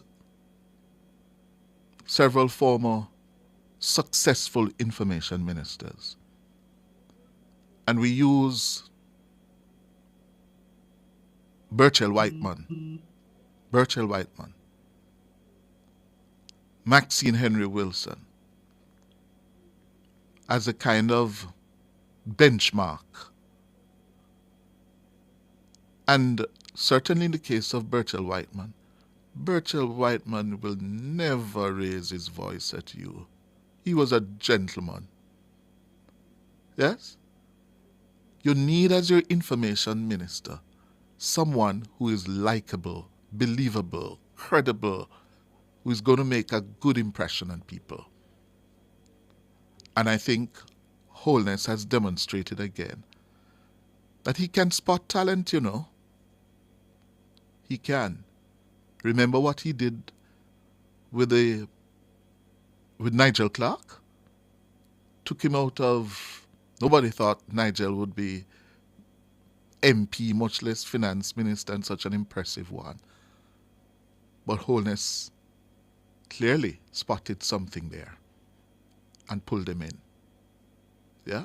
And he's a credit. I think he may have struck gold again with Dana Morris Dixon. Yeah? Abka Fitzhenley as the new parliamentary secretary in the office of the Prime Minister. And let me declare, Abka was one of my young, bright, fast-rising stars in journalism. Yeah? He was employed. I employed him here. And I have a bias. Right? So let me declare that before you tell me. Let me tell you now. Yeah? But having said that, this is the start of a political career for Abka Fitzhenley. It is a start that he can learn, and he's a quick learner. He can learn the art of government. But my reading, and I haven't had any discussion with him about this, my reading is that he's been strategically placed in the office of the Prime Minister because the government has a massive political job on its hands. How to communicate better, more effectively, in an age of social media with so many competing interests, voices, if not noise. And I think what Prime Minister Holness has done is to put together a team. Dana Morris, the Information Minister, Abka Fitzhenley, working out of the office of the Prime Minister, as is Dr. Dana Morris Dixon. They are the ones who will now spearhead the messaging, the communications, going into the elections of next year. That's a team that is being assembled. And you already see the communications, especially on the social media, in the social media space, is getting more robust from the government. The PNP has been hammering them on social media. I think we're now going to see a hell of a fight in terms of competing messages on social media. I hope they are able to keep it sane and factual. I suspect truth will be a casualty, as it has been so far, when you see the posts on social media by both political parties and their supporters and their bloggers, some of whom I gather are paid. Paid. Anyway, that's it for the morning from me. After the break, your calls. Cliff Says was brought to you by Educom Credit Union, providing value through service. It's one Jamaica, so make we clean up the place. The time brought to you by the National Solid Waste Management Authority is 14 minutes to 11. Building wealth the smart way means you have a clear mission for your money. Specific and measurable means defining the reason for your financial goals. Achievable and realistic means keeping those goals meaningful, yet attainable. Think more retirement, less world's richest. Timely means keeping a time frame in mind so that all efforts remain focused. Visit barita.com/opportunities for more growth coach insights. Attention seniors, we have incredible news. Starting this May, the social pension benefit has been increased from $6,800 to $12,000 bi-monthly. If you're 75 years or older without a pension and not receiving a government benefit, seize this opportunity to sign up and start benefiting. It's more than just providing a benefit. It's about caring for our elderly. For details, call the Ministry of Labour and Social Security at 876-922-8007 or visit www.mlss.gov.jm. This message is brought to you by the Ministry of Labour and Social Security, providing opportunity, stability and social protection. They're away first time. There's a massive roar from the crowd. Coleman's going well out in lane 7. Still no move yet from Curley. Bracey going well. Curley's under pressure. Oh, and it's so tight. Did Curley get it on the line, or has Marvin Bracey? I think Curley might have just done it. Hello, my name is Fred Curley, following Paris on Nationwide 98 FM. Our phone numbers are 630-9371, 630-9372, 630-9373, 630-9374, and 618-8255. My hands were steady, my eyes were clear and bright. My walk had purpose, my steps were quick and light. And I held firm to what I felt was right, like a rock, like a rock. I was strong as I could be, like a rock. Nothing ever got to me, like a rock. I was something to see, like a rock.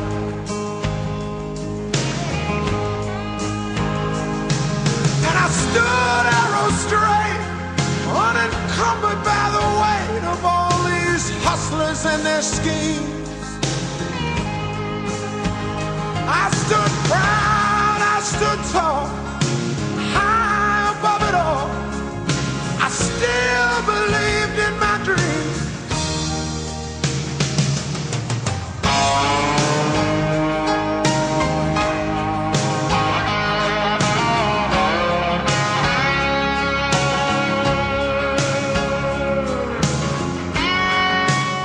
You're at 10 minutes going up to 11. Our first caller of the morning. Mac, good morning. Good morning, how are you? I'm fine. And you? I am well. Good, Very good. good. Very Very hot. good. Very Let's hot keep here. it that way. Let me ask you, because you study the history, so I don't really study the history. The British came to Jamaica, what, in 1665? No, 1655. 1655, not 65. No, 55. 55. 55. And- 55. Yeah. I was off there. So people who born before 1962, if my memory serves me right, they were British citizens in Jamaica when the British had Jamaica. But Margaret Thatcher went to Parliament and changed the law. You agree with me, right? What law? That we could not claim British citizenship.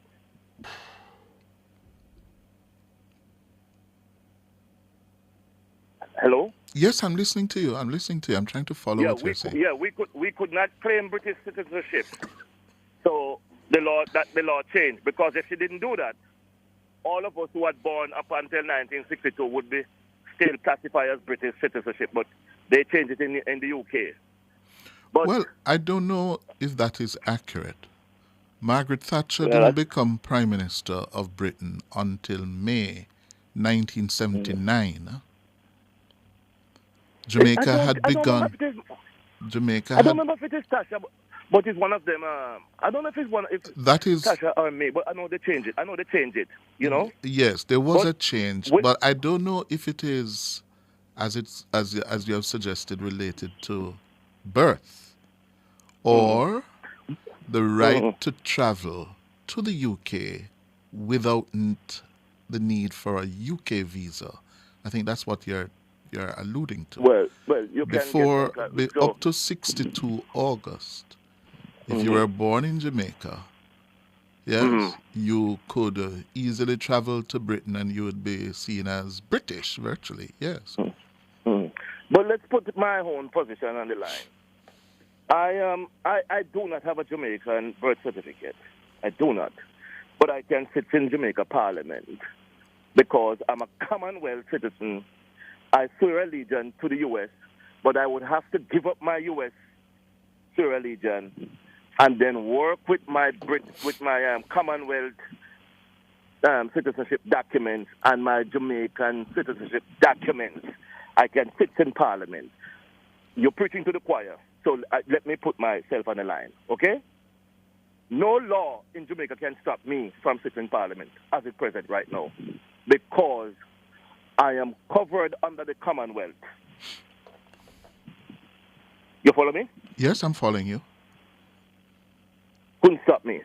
And if my memory serves me right, I don't think it is Mr. Golding alone sits in the present Parliament right now and have British citizen status, you know. You can do the research. You can do the research. But I don't think it's Mr. Golding alone. But if we are part of the Commonwealth, Canada, New Zealand, Australia, what are you telling us? That we can't be a part of the Commonwealth and still serve in Jamaica Parliament? Then, if we go and walk away from Britain, then we must walk away from the Commonwealth. And your Hello? question? So,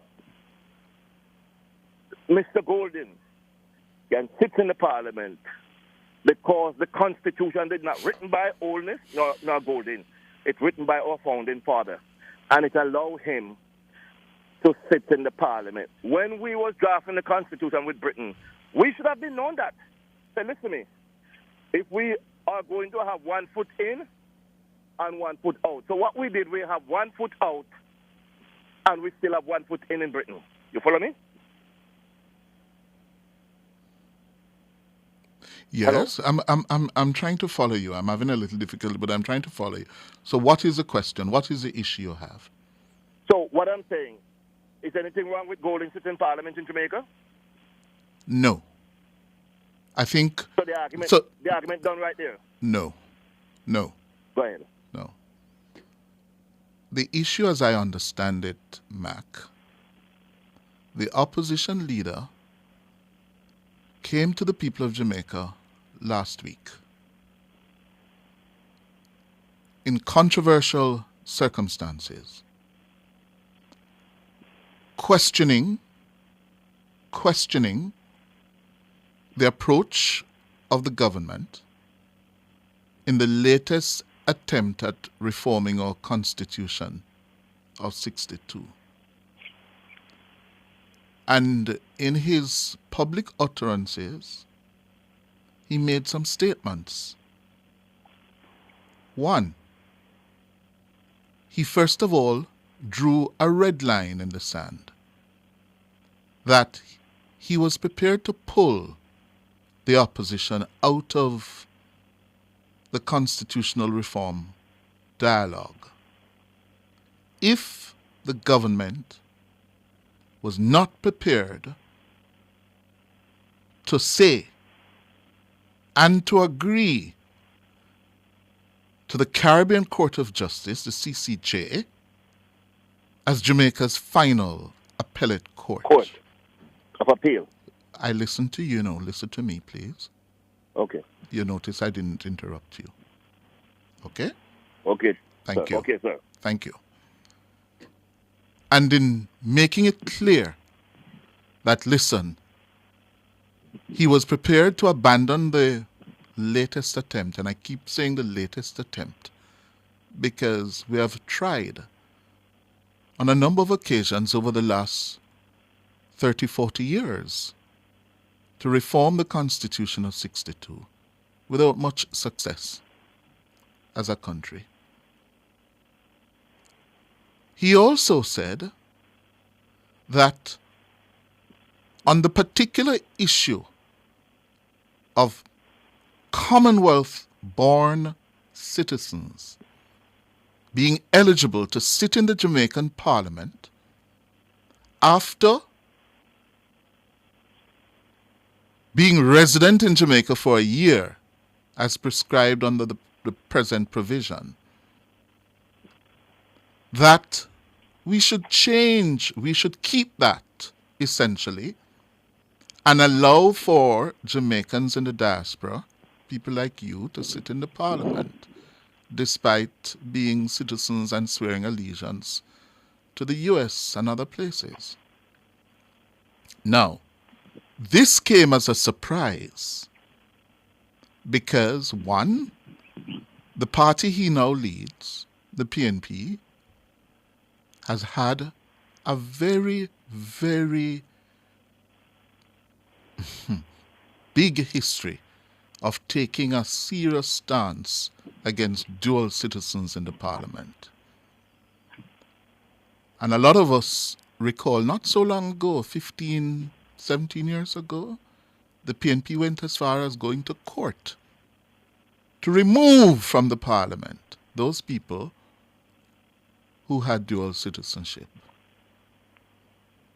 The other thing that struck certainly me was when the opposition leader said his new position is his own personal decision, not the party's decision, which I found rather strange, because I don't see how you separate yourself from your party on a matter such as this.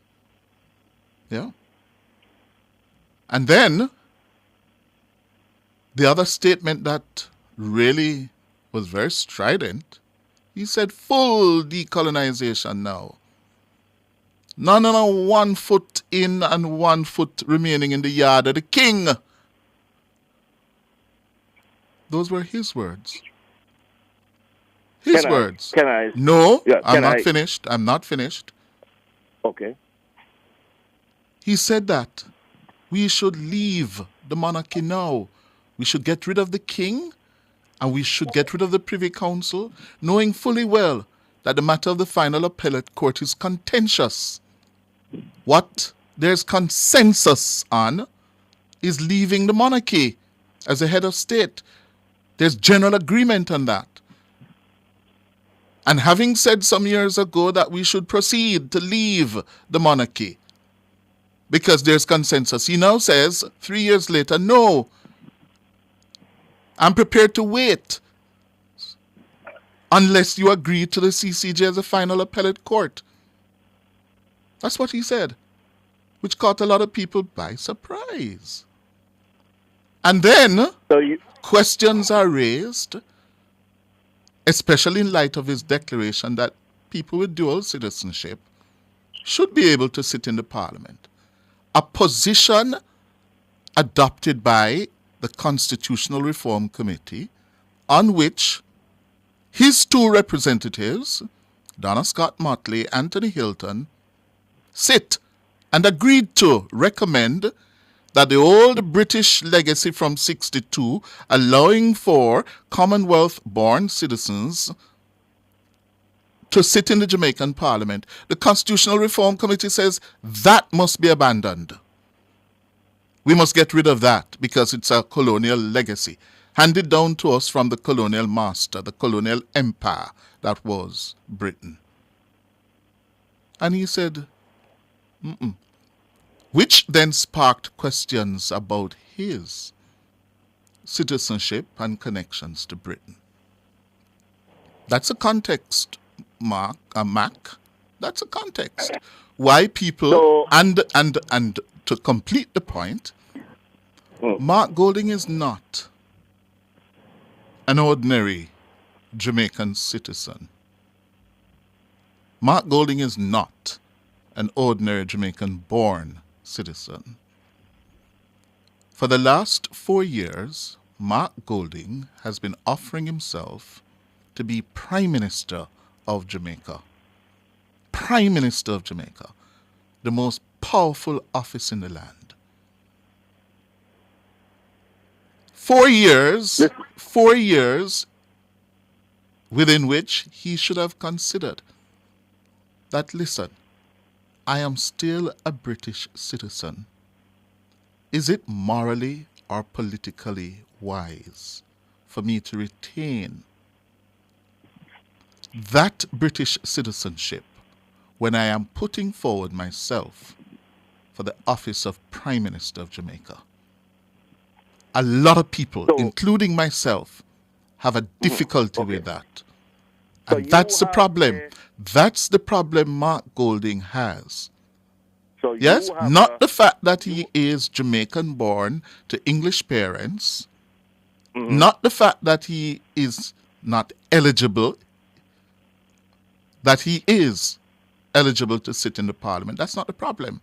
The problem is that he knew he was a British citizen and for several days did not let on that he was a British citizen when the debate was raging. Yeah, that is the problem he's having. Well, and then how you now want to be Prime Minister and you want to rely on legalese. It is legal for him to sit in the parliament. It is legal for him to be Prime Minister. That's not the issue, Mac. The issue is, why didn't he let it on early? And why hasn't he renounced? You can't be Prime Minister. And you have 1 foot in and 1 foot out. That's the point. Well, you're using a phrase that I'd love used before in another context. Run with it. And you say you didn't like that. So I got your point. If he was sitting before the Senate in the United States, we have 100 senators here, and you go before them and you will cross-examine, and you don't tell them the full truth and nothing but the full truth, they would have disqualified you. I get where you're coming from. Said he's not an ordinary British citizen. He's not an ordinary person. He holds a powerful position as a British citizen. That's what the point you're making. But because of our Constitution and what you are saying, and I cannot disagree with what you're saying he should have told the Jamaican people the full story behind his status. That's what you're saying. Am I correct? He should have said it, and he should have considered over the last 4 years, since he was elected the president of the People's National Party, which is an office for Prime Minister. Yes, he should have considered that let me put it in ordinary language. Look right. Feel right from a Prime Minister to hold citizenship. And this is for a man who has been so strident. Full decolonization. We can't have 1 foot in and 1 foot in at the King Yard. But you said, but that word, you can't have 1 foot in and 1 foot out. What he is saying, you can't leave the Premier Council, and then you can't leave the monarchy, and then you still stay with the Premier Council. What he is saying, leave both of them all together. And I agree with him in that context. But the next context, I agree with Mark Golding. I think the time has come for us as Jamaicans, because the law said Mac cannot sit in the Jamaica Parliament now because of Mac living in the United States. The United States is not a part of the Commonwealth. So Mac is disqualified from sitting in Parliament. Which is wrong, which ought to be fixed. That ought to be fixed. And Mac, the Constitutional Reform Committee agrees that it is unfair because the Commonwealth... You didn't know that? No, I didn't know that. They have agreed. It is one of it's one of the points that they have agreed on, that old 62 hand-me-down or imposed from Britain, yeah? Because Britain coming out of its empire want to still have influence and control, and inserted into the Constitution with the agreement of our negotiators, not Britain alone, they agreed to it, yes? That, listen, if you're a Commonwealth citizen, all you need to do is to live in Jamaica for a year. and you can get a Mhm. seat in Parliament. But if And you the are an US American, Yes. you can't. Yeah? You And can't w- because And they have Chris, said, hold on, Mark, learn. They have said, we must get away from that. We must get away from that and then fix the problem through legislation to allow you and others, yeah, to be able to sit in the parliament by whatever means to be decided. Mhm. And let us tell your listeners that Darrell Vaz gave up his citizenship, and the PMP took them to court because it was against the law for people like us in the diaspora to sit in Parliament. For people like Daryl Vaz to sit in the parliament, yes. Right. And let us go further. Darrell Vaz's mother was, if my memory serves me right, Darrell Vaz's mother was born in Puerto Rico. So if Darrell Vaz demits office tomorrow morning, he can walk straight back to the U.S. Embassy and said, I'm ready for my citizenship back again. And they have to give him because of his mother. So we have to let the Jamaican people know these things.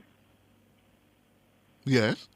So I am saying, let's fix it once and for all. Let's Yes. give us a seat at the table. Let's fix this whole thing. Let's leave the monarchy. Mhm. Let's put Jamaica at the final court. Let's fix this citizenship once and for all because it is nonsense. We're not getting anywhere. It is stifling us. We Okay. want to come back. We want. Hello? Oh, I will leave you with this, Mac.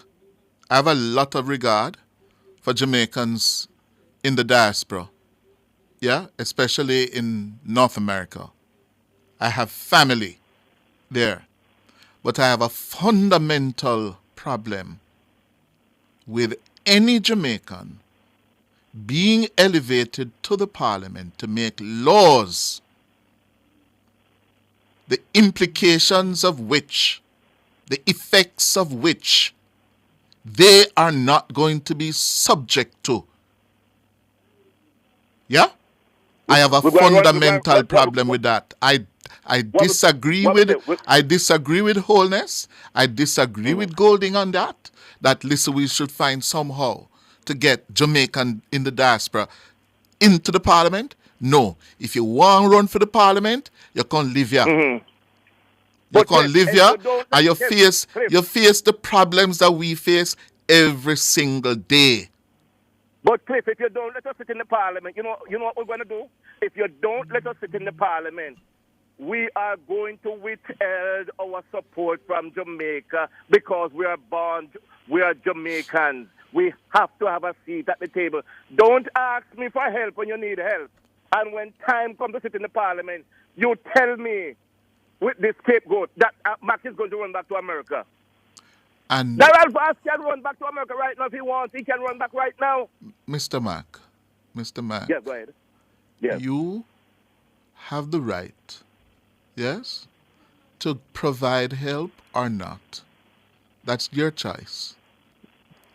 It is a matter that we will have to agree to disagree on. I don't think it is fair nor wise for those who are given the power, the awesome power of making laws, yes, to do so without not being subject to it. To the point you make about Daryl Vaz, I don't know if that is correct. I don't know. It's what? He would have to apply. He would have to apply. He would have to apply. He would have to apply to regain his citizenship. And when he applied, they can't turn him down. Well, that may be so, but the point is him can't go to Norman Manley Sangster and say, me I go America. And me I go there go live as a citizen. Mark Golding can do that. No. The ambassador for America, who is now in Jamaica, is a Jamaican citizen. He's a U.S. citizen. Yes. And I don't know if Mrs. Mark. I don't know if it's Mrs. Mark because I don't go to the laws of the Jamaica that much. If Mrs. Mark, who's the ambassador for Jamaica here, if she's a U.S. Citizen, I don't know that. So why raise it? So what's the point? But we have to put all these things on the table. No. You're getting ridiculous now. Have a good morning. enough. Time for the break. My hands were steady, my eyes were clear and bright. Super healthy, super happy. SuperMed located in Kingston, St. Thomas, Portland, and St. Mary. The time by SuperMed family of pharmacies and Hughes Den Pharmacy is 12 minutes after 11. Nationwide 90 FM is at it again. Team Revolution will clear every hurdle and sprint to the finish line as we cover the games of the 33rd Olympiad from Paris, the city of love. 3 meters clear, 5 meters clear, and away he goes. He continues on his way towards another gold medal. 5 gold medals, 5 world records. Nationwide's coverage is powered by our diamond sponsor, Fosrich, fostering rich customer service across all locations island-wide. Our phone numbers are 630-9371, 630-9372, 630-9373, 630-9374, and 618-8255. My hands were steady, my eyes were clear and bright. My walk had purpose, my steps were quick and light. And I held firm to what I felt was right, like a rock. Like a rock. I was strong as I could be, like a rock. Nothing ever got to me, like a rock. I was something to see, like a rock.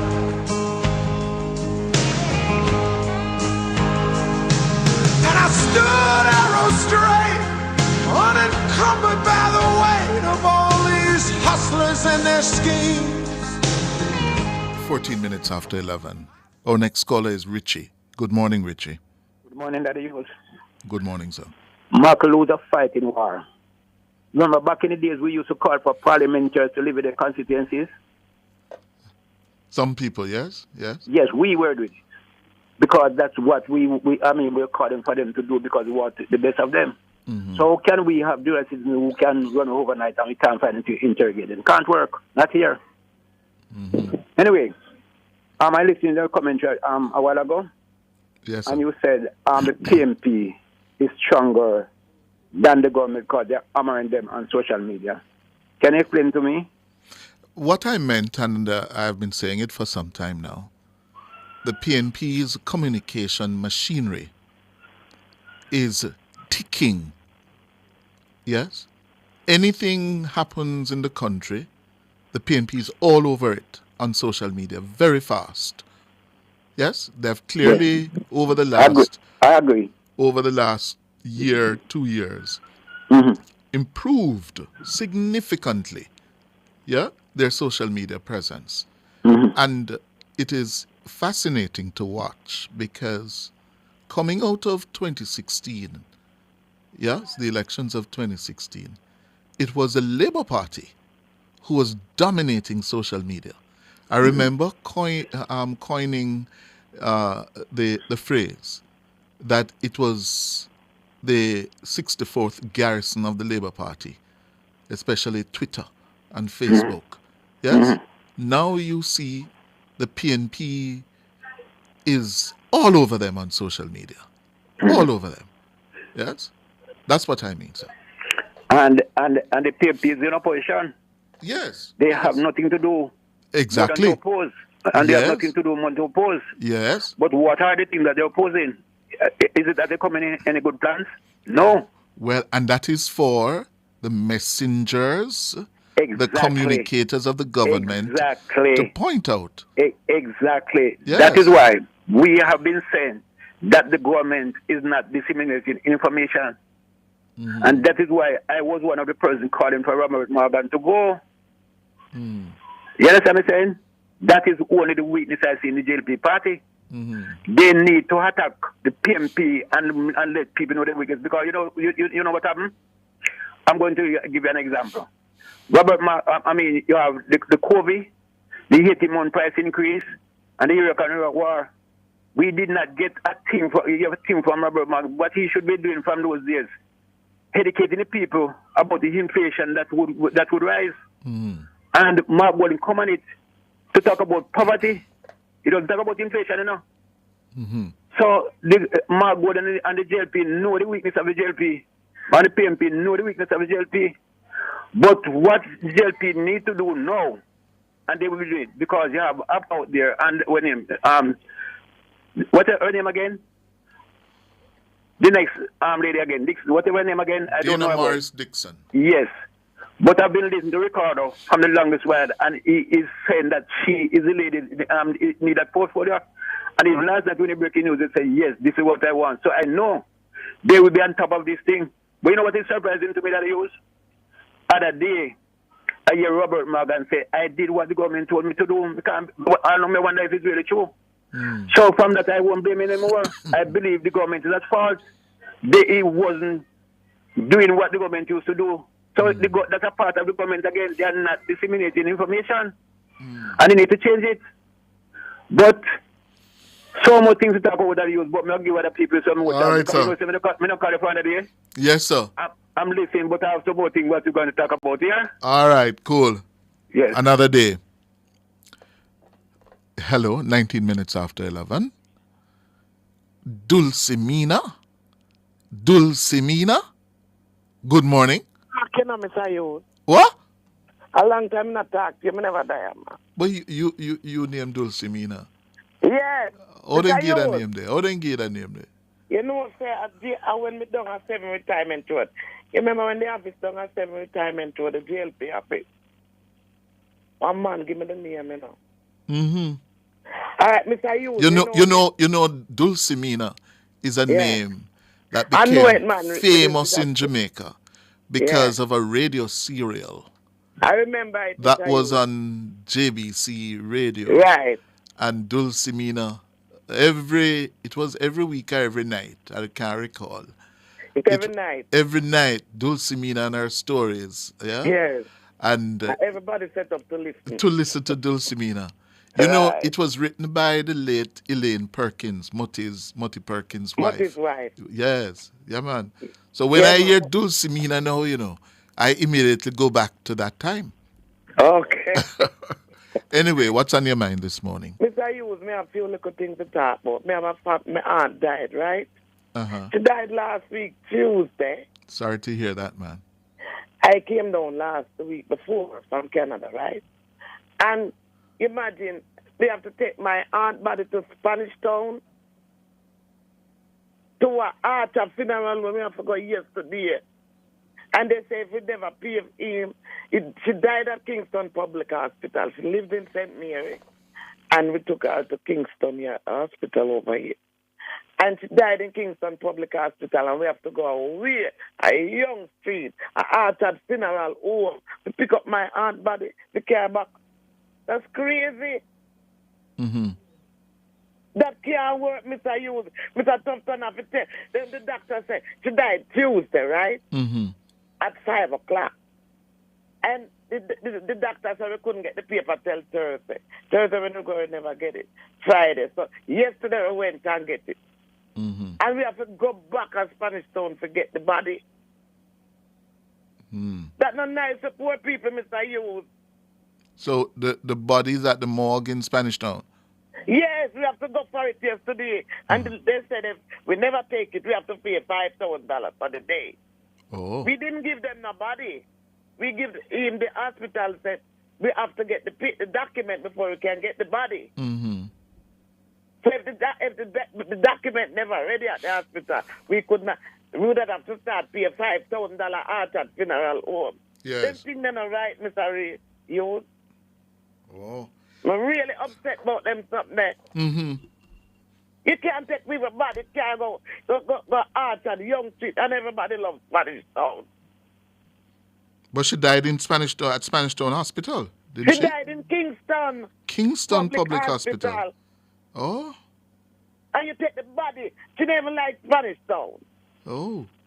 And you carry the body, we are young street. You have to go left there yesterday. To go back with tranquility, for go a young street to pick up the body. That's crazy, Mr. Me never see them stop me and go on. How it a go on now? Something not right, Mr. Hughes. Yes. Money making something and go on with their parlor, yeah. I heard me the Canada the other day, and my cousin said, them no want to go KPH again. Because if them dead a Spanish Town, I go take them body and then no want to go Spanish Town. Oh. Them things that can't right, Mr. Hughes. Them something that the government have Mr. Tufton have to come tell you something.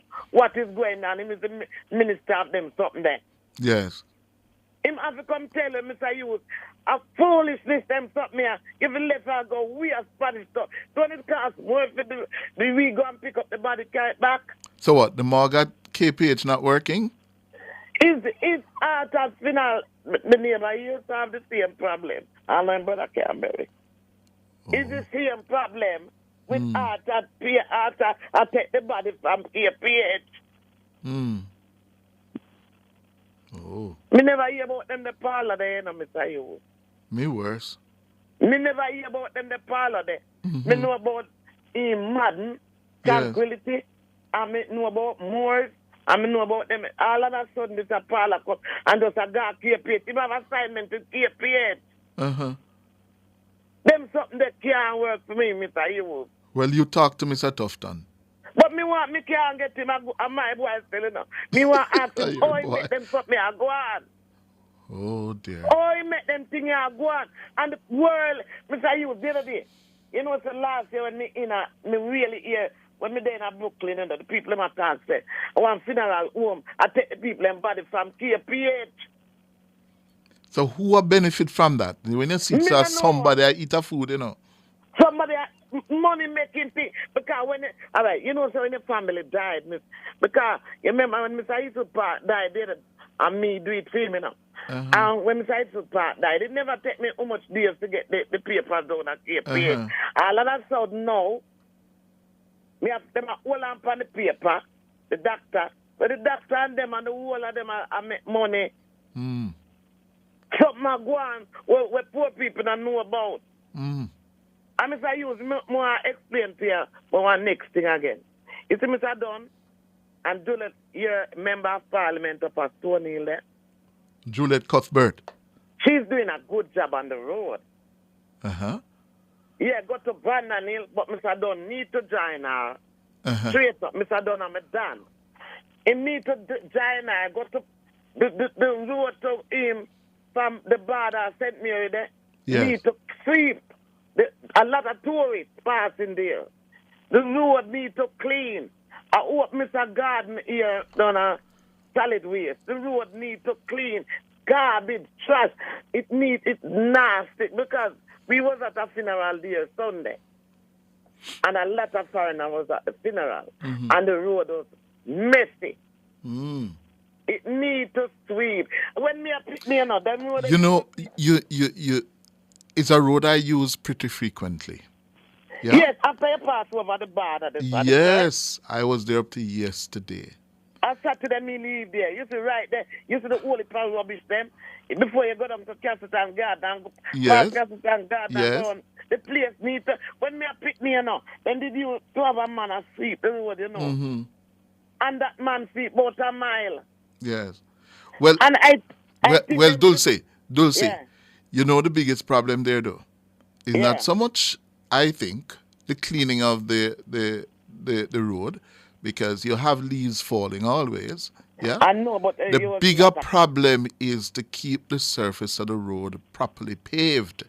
Right. And I noticed some paving has been taking place in parts. Yeah, Mr. Dunn doing a good job on Juliet. Yes, I noticed some paving has been done. Mr. Hughes. Eh? I'm not biased, you know. I want thing I want Mr. Dunn to do. You see the Providence Road? We forgot to Richmond, sir. After you pass the border and go around, like you go Richmond, you go Zipsville. And then here where the maroon come from. Yes. That's all. Round us a hole. A hole, Mr. Him do some of it, you know. Nah, be biased. Him do a good job coming up from Grand the whole side. But coming the shortcut where we always take to go for rich man and the road round is so bad, man. You know what? Me have to look for my car muffler. And the next thing, me have a next thing again. You sit down in front of the police station, in front of Olympic, where that big police station. One big hole in them, two big hole down there, Mr. Hughes. Oh, me not hear man, when you pass, you talk about it. Some big hole down there. You have to drive. That's in front of the Olympic Gardens police station. Yes, man. Me not lie, man. And then Mr. Owens don't know because them not tell him. I'm not mind them do that for Labor Day. Yes. You understand? Right in front of the clinic, so them have to put something in the road, and that do not look good. All right, Dulcimina. So, Mr. Dunn, Miss Cuthbert, clean the road from Stonehill. Clean the road, man. Miss Cuthbert clean. Clean the road. You want the road clean? Man, if you look for and we want the road paved. The road, not the junction. Boy, need paving. That's around when you pass Friendship and go around, you know, Mr. Hughes. Yes. But you know that but let me tell the full story. They have been doing some paving. Yes? Yeah. I noticed they've been doing them have to put the water somewhere, Mr. There's a lot of spring around there, you know. Yes. And they need to send the spring somewhere. Yes. It is better now, but there are still parts there that need fixing. Yes, Mr. Hughes, Mr. Dunn. You see all when you got Enfield? My God, you know what's my band they say, you know. Yes. And Mr. Dunn is a man like this, and me call him and say, Mr. Dunn, we have a funeral tomorrow, and the grave digging stay me, you know. And some member of parliament for go on. No bother it. Last week him there grave digging up there. Him not if you call him, he might text you back. So let me ask you something. The parliamentarians, the MPs in rural Jamaica, for they are grave digging? Everybody they are grave digging. You don't see if you come out with grave digging one day, I'll think a minute go on there. Yeah. But Mr. Dunn, Barna St. Mary, you know, and him. But I don't know if I can manage the grave digging thing and the funeral thing every day. What I'm saying, you know, Mr. Dunn, Bandia, and the people, you see the people not really are begging, but they have a grave digging him come and you know? Yes. Then the thing that the people like. Okay. Mr. Alvarez, Tiny Ras used to do it. Tiny Ras used to come there every Thursday. Yes. All right, Dulcimina, I have to run now. Time up for you. All right, Mr. Hughes. Time come for you, Dulce. Time for the break. My eyes were clear and bright. My walk had purpose. My steps were quick and light. Studying overseas? Contact Versan Educational Services Kingston, Montego Bay, or New York office at 876-755-2187 or read the Wednesday blog at www.versan.org for more information. The time by Versan, VES is best, is 11:30. Welcome deluxe, the cream cracker that rises to the top. So crisp, so light, so buttery. When you're good, you're just good. Hey, had the national flavor. You go want to buy this pack. So good, it's just so good. Welcome deluxe, the cream cracker that rises to the top. So crisp, so light, so buttery. National Baking Company, just so good.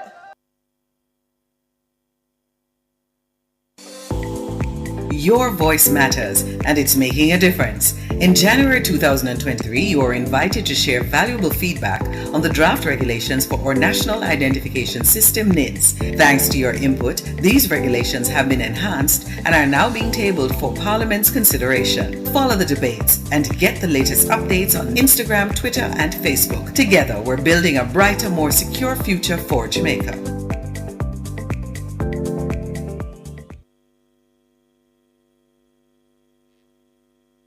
Our phone numbers are 630-9371, 630-9372, 630-9373, 630-9374, and 618-8255.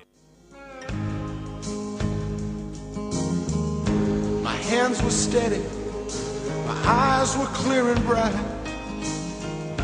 11:32. Today is Tuesday, May 21. It's a birthday of my big sister, Karen Allen. Yes? Karen is celebrating a birthday today. And you know, I have someone special in Karen, my big sister. And I want to pause to wish her happy birthday today. From myself, Mummy, all your brothers and sisters, yeah, your children, BJ and Casey and Robert, yes, we want to tell you that we really, really appreciate you. You are the glue in the family, yeah, and we wish you many, many, many more happy days. And please get some time to take a break, get some rest, yes? And this one is for you, Karen, my big sister.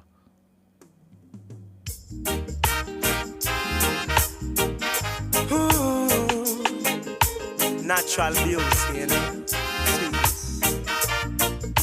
Yeah, no, I've never been someone shy until I seen your eyes. Still I had to try, yeah. Oh yes, let me get my words right and then approach you. Woman, I'll treat you like a man is supposed to. You'll never have to cry, no. I know everyone can relate to when they find a special someone. And she's royal, yeah, so royal. And I want her in my life. I never knew anyone so one of a kind, no. The way she moves to her own beat, she has the qualities of a queen. She's a queen. Ooh, ooh, what a natural beauty. No need no makeup to be a cutie. She's a queen. She's a queen. And when they ask what a good woman's made of, she's not afraid and ashamed of who she is. She's royal, yeah, so royal. And I need her in my life. I never knew anyone so one of a kind until the night that I seen her eyes.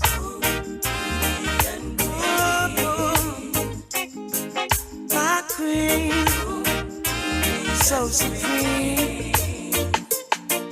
I can see it in her eyes, the way she smiles.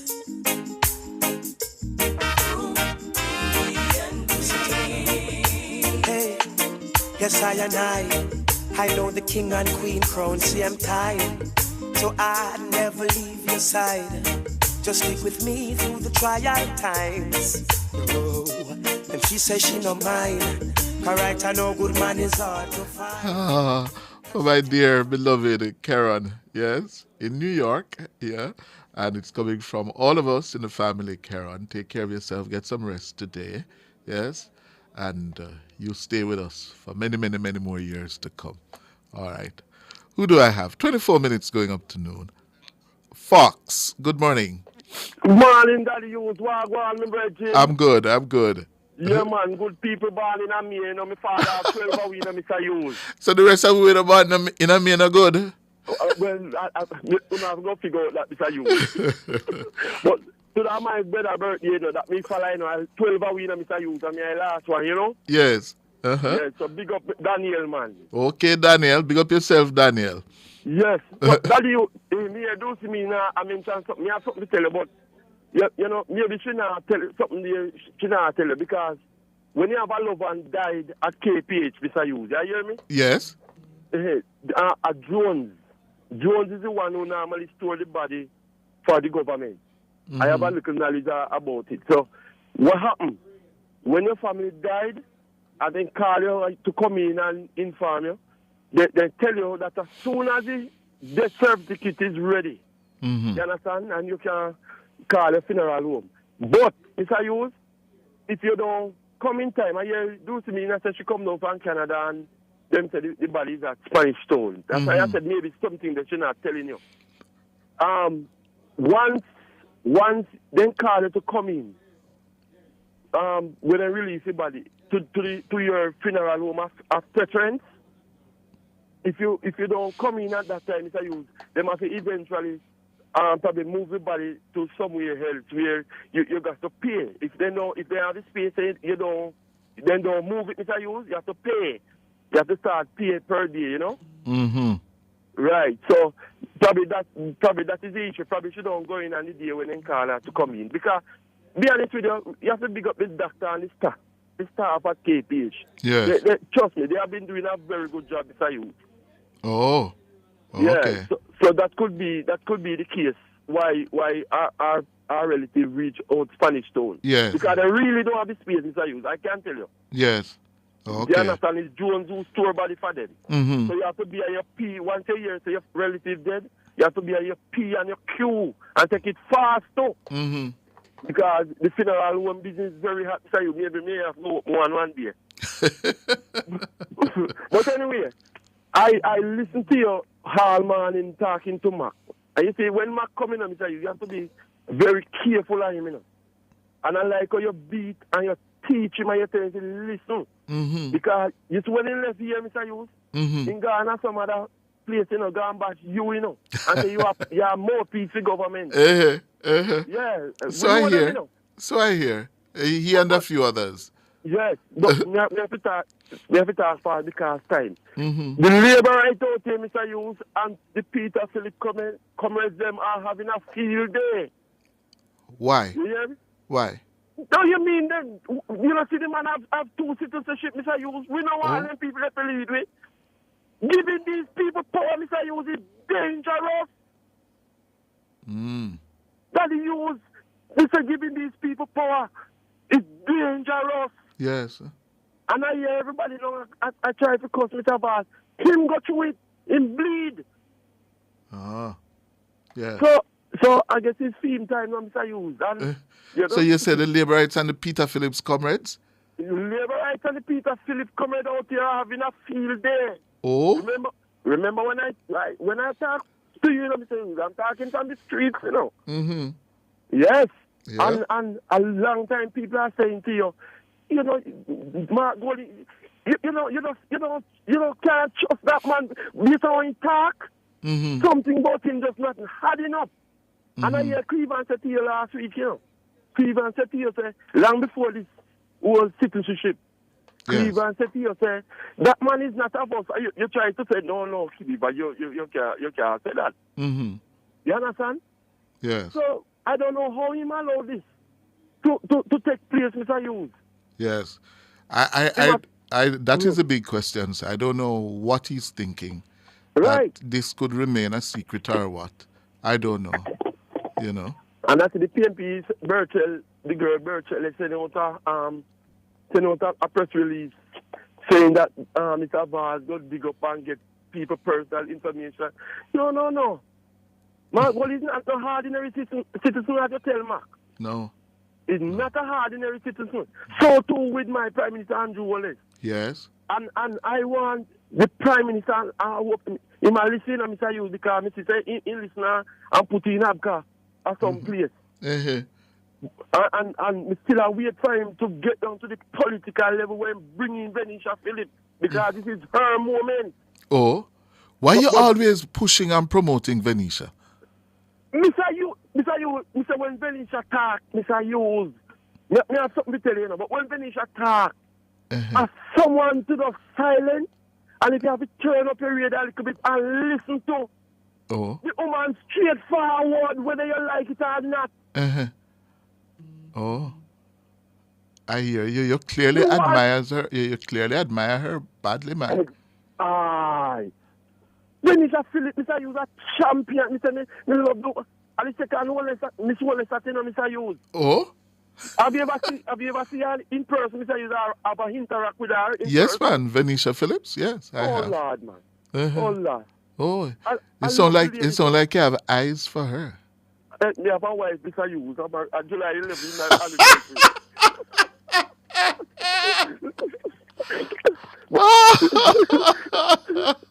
And you're a loyal, faithful husband, right? Yes, I try to be. Yes, sir. Yes, sir. I try to be. 10 years now, Mr. Hughes. And you have been loyal and faithful every one of those 10 days of those 10 years, right? I try my best, Mr. Hughes, but sometimes when you don't wear your dark, I don't know it, no. But I try. Anyway. I will put you in that trouble here. But that's not no more. So listen now. Uh-huh. The Prime Minister now, Mr. Hughes. Uh-huh. Let me ask you something. Who the Integrity Commission, who them report to? They report to Parliament. But then, Mr. Hughes, and I see Mr. Warmington was asking some serious question to Mr. Christie, you know. Mm-hmm. Is it Bartlett? I think Bartlett is the chairman. On the oversight committee for them, yes. And I say Mr. Bartlett trying to check down Mr. Warmington and table his question. But look here, I hear a man call from overseas yesterday and said to you that he don't like what is going on in Jamaica because the Prime Minister have not declared his statutory declaration, and that is not true. Yes, I corrected him.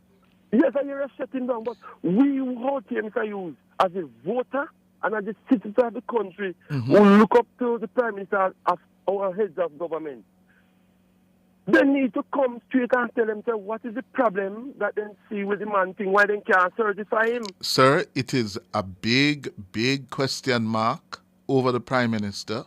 Yes, it is not good. It is bad for the country. Serious business, Mr. Hughes. Yes, sir.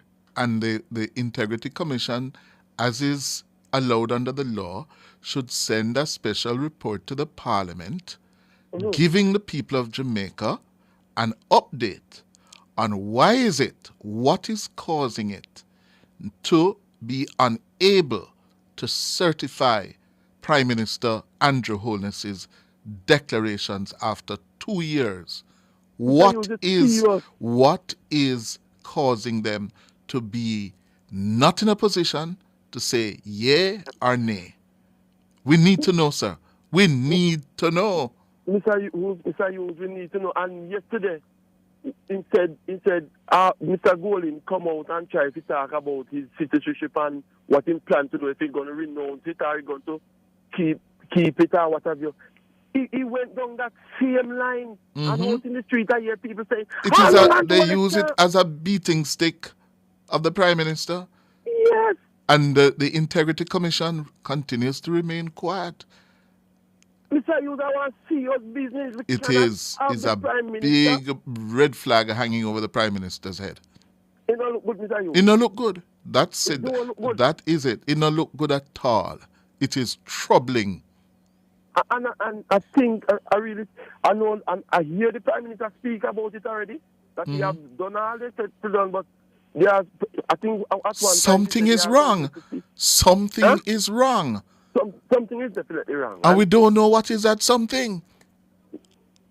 And the Integrity Commission should tell the people of Jamaica in a special report to the Parliament, what is it that render you unable to certify the Prime Minister's declaration? What is it?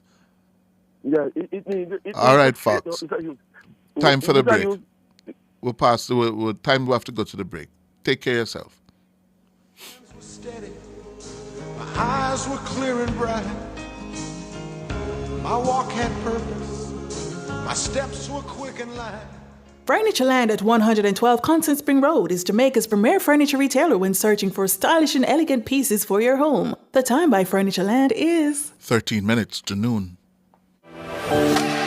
Do you owe the NWC? Don't worry. The NWC's Pay and Save program can help you. Yes, you can get a 10 to 20% discount off when you pay balances that are 90 days or older. And if you can't pay everything in full, you can enter into a payment arrangement. Take advantage of this great opportunity by visiting any NWC commercial office island-wide. For more information about the NWC's Pay and Save program, visit nwcjamaica.com or call 888-NWC. Conditions apply.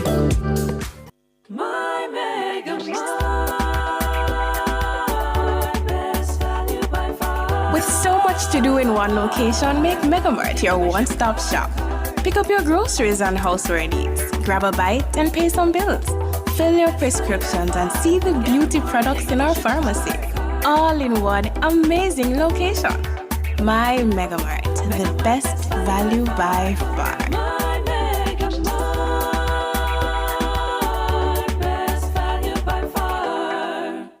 If you save, pay, borrow. 630-9371, 630-9372, 630-9373, 630-9374, and 618-8255. My hands were steady, my eyes were clear and bright. My walk had purpose, my steps were quick and light.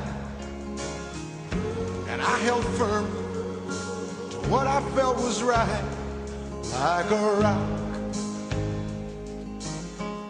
I want to say a special shout out to another dear friend and a Jamaican woman who has played her part in the development of this country.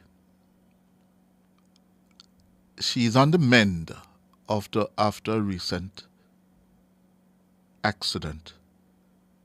Beverly Anderson Manley Duncan. Good morning. I hear you are on the mend, Beverly, and that your spirits are high, as you're always very positive and smiling, that beautiful smile of yours. Yes? We're thinking about you. Yes? Beverly is a senior citizen now, you know. Yes. And she had an accident recently and did surgery, and I gather I keep tabs on you, Beverly. Yeah? All right? Continue to enjoy your life. Who's next? Bud, good morning. Good morning, Cliff. How are you? I am fine. Yeah, I can hear that in your voice after talking to Matt. Oh. Your fellow Jamaican? Well, I don't know whether or not Mark is a Jamaican, because he said he doesn't have a birth certificate. We ought to question that. I didn't want to throw him off his strides, but I did make a note of that. Yeah, let me give you my joke now. Yes. On the night of the election, the recent election, I was sitting here and watching your broadcast. Yes. And then when you announced that the PNP won, yes, I said, oh no, Cliff made a mistake. I'm serious. My wife and I sat here and watching it, and I'm saying, oh no, Cliff made a mistake. And I can't believe that Cliff made such a mistake. Uh-huh. Now, right after that, Mark Golding went to the head office and he became king. Oh. So I just wanted you to know, or I want you to know, that you made Mark Golding king. Oh, no. I committed such a sin? Yeah, I'm telling you, Cliff, when I watched that broadcast tonight, I said, oh, no. Yeah, but no, I mean, he has so much power now. He has so much confidence when he's talking that he has no respect for anybody, whether they're PNP or JLP. That's my personal opinion after watching your broadcast that night. Yes. So I don't know. Well, if I warned him, you if know. you feel that way, but yeah. I warned him recently. Yes, a week in politics is a long time. Yeah. And yes, he did well. He did well on the night of February 25, 26. Yes. Oh, of course. He did very well. Yes. And I want to say to him, be careful, don't squander it, 'cause you can blow it. If you start to believe that you are, what you call him, king? King, in my personal opinion. Yeah. Right after he went down, after your broadcast, he went down to the head office. Yes. And I don't know if you were watching, but you could tell from the way he was sponsoring. Yes. That he was crowned king that night. Wow. But I don't have Yeah. such powers, you know, sir. I don't have such powers, but I don't. Yeah. I don't know why he would make me crown him. You know how they feel about me. Yeah. No, I am telling you, Cliff, from my personal observation, because my wife and I, we sat here and we were watching, and I mean, once you announced, that he won, yeah. Anyhow, my other point, sir, is that I agree with you. My other point is that I agree with you 100% that he cannot be the prime minister and the one to have the British citizenship attached to his name as well. So, I mean, I don't know how you feel, but based on what I'm understanding from what you're saying, I agree with you 100%. That's my view too, sir. That's my view. Jamaicans. That's my view. Yeah. He has to renounce the British citizenship. He has to. Yeah. Yeah? Because it worries, it troubles a lot of Jamaicans. Yes? I can't have my prime minister having dual citizenship. Yes? I go further. I don't want nobody with dual citizenship sitting in my parliament making laws. I agree. Don't want them in the 100%. parliament. Yes. Yeah. We have to suffer with it here. 100%. You take your chances with me here. Yeah, you can't have 1 foot out and 1 foot in, just in case. No way. No. No way. And my final point is that when Mac is talking about the people in their communities outside of Jamaica will cut their finances, big deal. Whoever wants to cut, let them cut it. I mean, there are a lot of other Jamaicans who are willing to contribute whatever small amount of money they can send back home. But threatening about we will, I mean, I don't know who is the we, but from my personal opinion, no, not all the Jamaicans here are talking about they will cut, because only few of them are going to do if they want to do it. And in my opinion, big deal. Jamaican was surviving before we have this communities, our communities outside of Jamaica, and I don't see any threat of the community discontinuing their financial support. Yes, yes. Well, I'm glad you can give us that word of assurance, but. Yeah. Oh, of course. I mean, the Jamaicans, we are all Jamaicans. You think we want to live outside of Jamaica? No, we all want to live there. I still own my house in Red Hills that I owned from 1979. Hasn't been sold. I mean, I hear, what's his name, Cleveland, talking about Red Hills. He lives just above his property is above where I used to live. Yes. And I don't have any plans on selling it, so that's the way I feel about my connection to Jamaica. Of course. Yeah. And anyhow, Cliff, thanks for talking to me. And thanks for calling me. You're very welcome. Good. Bye. And say hi to the wife for me. Oh, I will, definitely. Okay, Bye. good.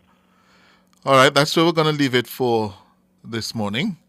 We're going to make way now for the world at noon. Yes, with TT Tonna Thomas is up next with the world at noon. My hands were steady, my eyes were clear and bright.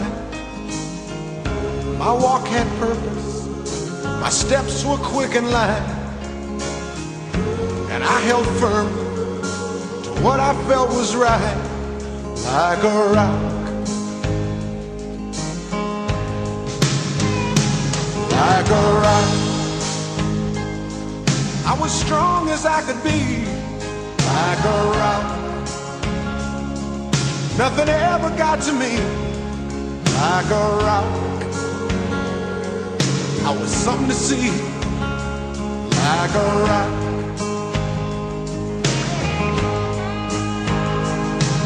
And I stood arrow straight, unencumbered by the weight of all these hustlers and their schemes. I stood proud, I stood tall, high above it all. I still believed in my dreams.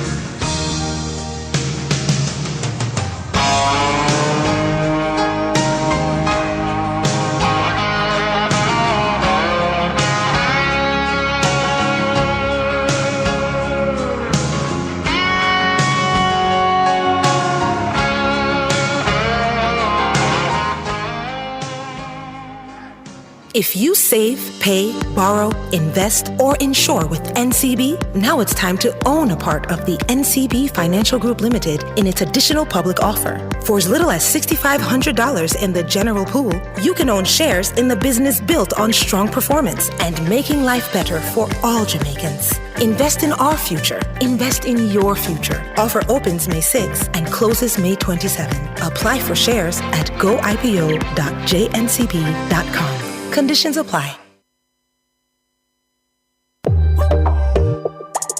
I'm Dennis Brooks. I'm Alan Campbell. I'm Floyd Green. And I'm Garth Williams. Catch us on the Jamaican Dads podcast right here on Nationwide 90 FM, Thursdays at 8 p.m. with a repeat on Sundays at 6 p.m. The Jamaican Dads podcast is all about providing men with a healthy, safe, and functional forum to tackle many of the taboo topics that concern our masculinity. Like everyone else out there, we're dads of varying amounts of experience who come from different backgrounds and often view the world differently. We're definitely not perfect, but we are all brethren and we're all committed to this piece of rock called Jamaica. Too often, there are no safe spaces for men to explore the issues which are important to us. Plus, most of the content out there about parenthood is produced by women, for women. So we think it is important that we be the change we want to see. Follow us on YouTube, Facebook, Instagram, and Twitter at Jamaican Dads with a Z. And definitely join us here on Nationwide 90 FM every Thursday at 8 p.m. with a repeat on Sundays at 6 p.m. for the Jamaican Dads podcast.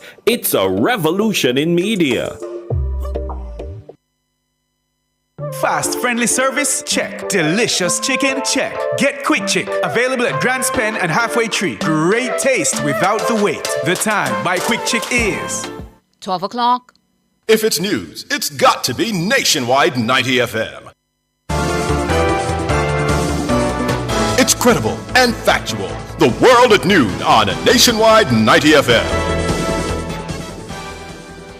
A very good afternoon to you. I'm Tawna Thomas. Coming up in the Nationwide World at Noon for this afternoon, Tuesday, May 21, 2024. Opposition leader Mark Golding says he's willing to renounce his UK citizenship, but only if the Jamaican people say so. Prime Minister Andrew Holness reiterates his position that Jamaica's leaders must not hold dual citizenship. The Jamaica Tourist Board says recent negative travel advisory about Jamaica has not affected visitor arrival numbers from Canada. CXC says it's conducting a study to determine the reason for high attrition rate among high school students across the region. In regional news, the Bahamas and St. Lucia received Destination Resilience Awards. In international news, France among EU countries supporting bid for arrest warrants for Israel and Hamas leaders. And in sports, Usain Bolt gives New Nassau County International Cricket Stadium the passing grade. The details after the break.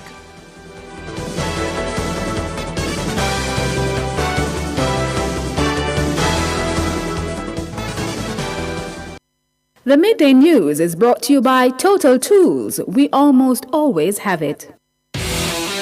Total Tools Rental and Electrical Supplies is Jamaica's one-stop shop for tools and equipment rental, sales, repair, service, transportation, and parts. They almost always have it. If they don't, they will source it. Check out their pickup and deliver service and their equipment with operator for hire service. Visit their Ocherius or Crossroads branch. Follow them on social media. Call or WhatsApp 876-834-5300.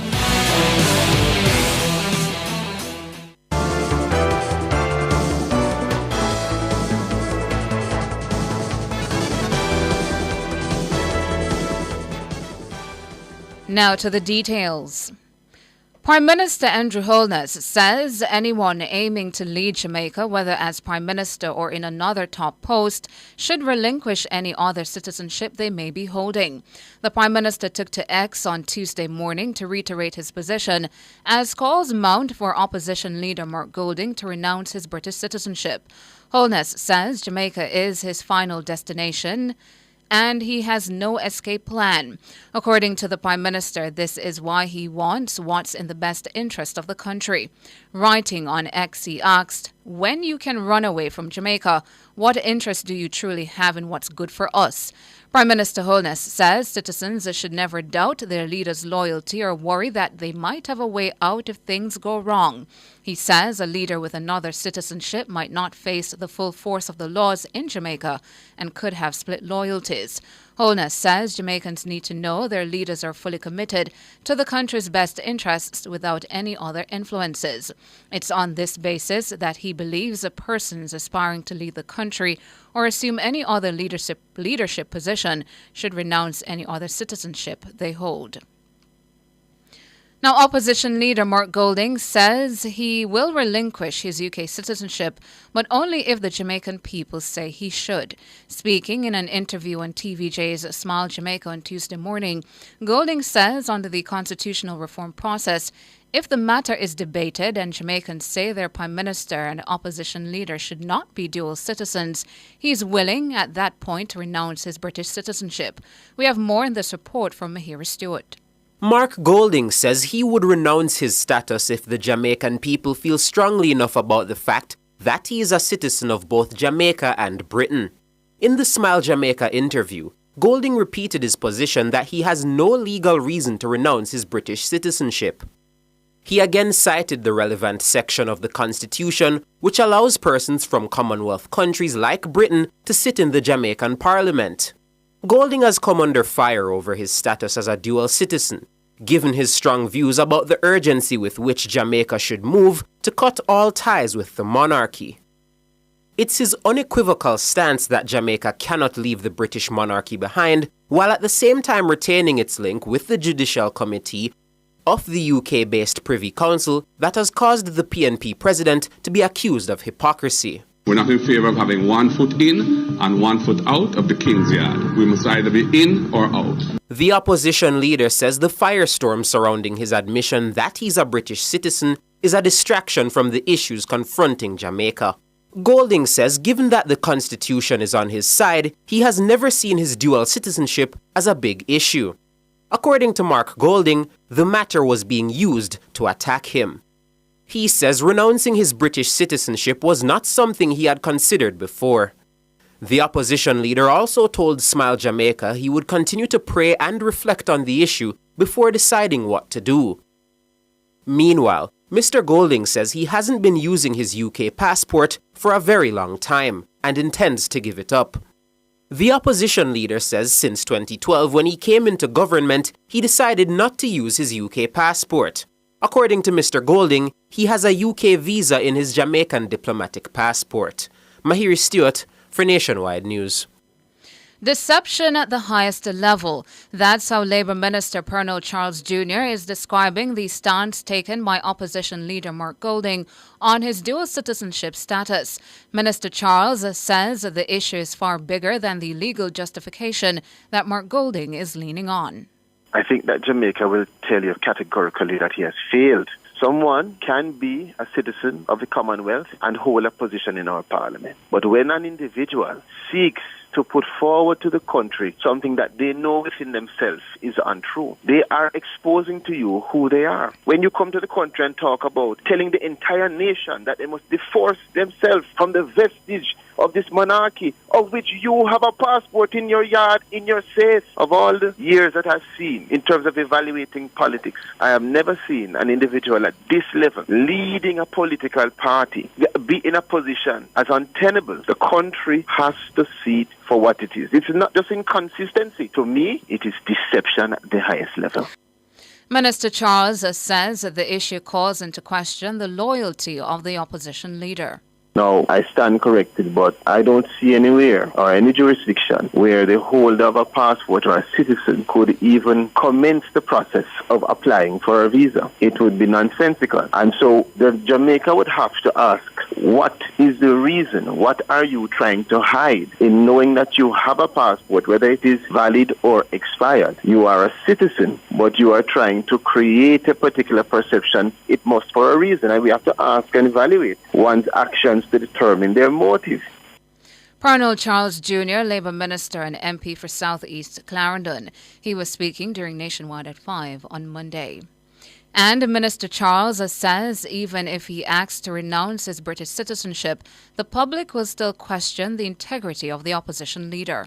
If he were to renounce now, I think that it would be a matter of him attempting to acquiesce to the public sentiment, but it would have no impact on what we now know was his very deliberate omission. It would have no impact. This is somebody who switches his mouth at will. He has not only rendered himself untenable in that regard, but he has exposed how desperate he is in seeking political office at all costs to get what he wants. We have to call upon ourselves to really look towards leadership that you can trust. And the question is for us, can he be trusted? My answer is no. Parnell Charles Jr., Labour Minister and MP for South East Clarendon. In other news now, the Jamaica Tourist Board's Regional Director for Canada, Angela Bennett, says that there's been no fallout in visitor arrivals from Canada in light of the recent negative travel advisory issued by the United States about Jamaica. Ms. Bennett says the opposite has happened. Well, for me in Canada, it did not impact Canada at all. Our agents, our travel agents in the market came to the defense of Jamaica because we've continued to see a reduction in crime in Jamaica. So that travel advisory, I feel, was not justified to Jamaica right now because we are improving always in our crime, in our experiences, and our Canadian clients were very happy to continue to come to Jamaica. In fact, they have increased their numbers out of Canada. She was speaking with the journalists on the eve of the Caribbean Hotel and Tourist Association's Caribbean Travel Marketplace in Montego Bay on Sunday. In January, the U.S. told its citizens to reconsider travel to Jamaica because of high crime levels and inadequate medical services. Ms. Bennett says since the start of the year, 53,000 more visitors from Canada have traveled to Jamaica relative to the corresponding period in 2023. So for this winter, compared to last winter, we're 40% above where we were. So we are doing exceptionally well with all the tour operator partners in Canada.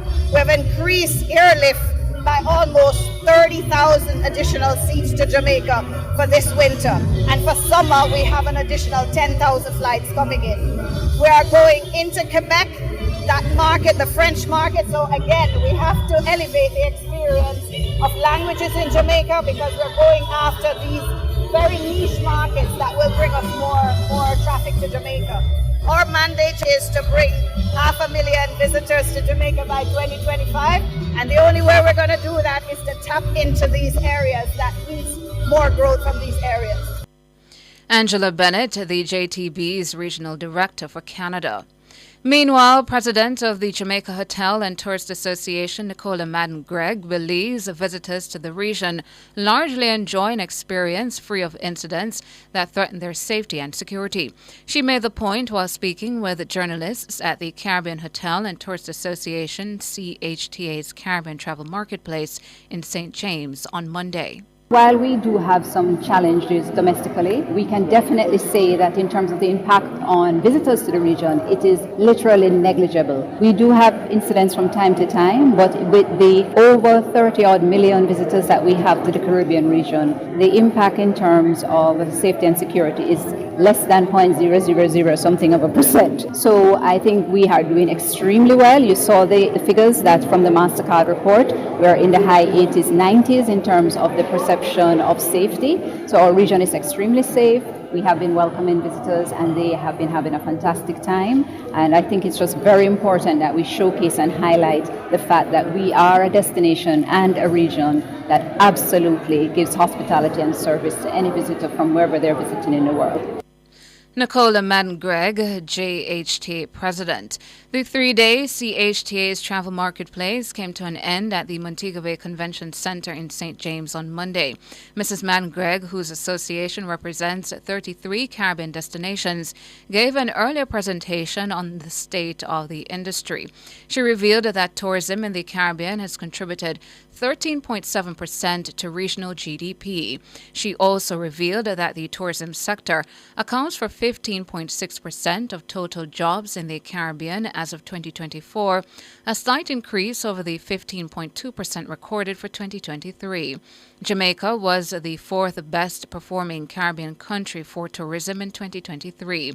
Heading the list was the Dominican Republic, followed by Puerto Rico and Cuba. In 2023, the Caribbean experienced the largest increase in tourist arrivals.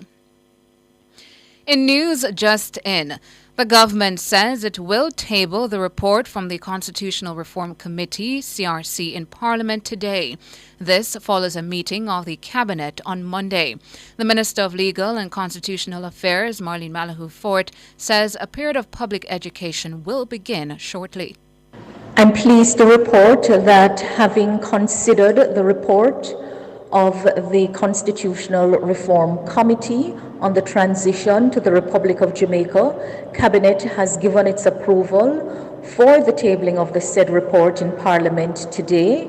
It will be tabled as a ministry paper from the Ministry of Legal and Constitutional Affairs for all Jamaicans to have access to read and to discuss. The government of Jamaica, led by Prime Minister Holness, is committed to pursuing the reform of our constitution, beginning with the abolition of the monarchy as Jamaica's head of state. Marlene Malahou-Fort, Minister of Legal and Constitutional Affairs. CEO of CXC, Dr. Wayne Wesley, says the regional body will be conducting a study to determine the correlation between the student attrition rate and enrollment in particular subjects. This, CXC will be suspending 4 CXC and CAPE subjects due to continued low enrollment by students across the region. According to Dr. Wesley, information is suggesting that the attrition rate may be linked to poor enrollment. You have 2,000 students entering first form. By the time they reach second form, you only have 1,500 students.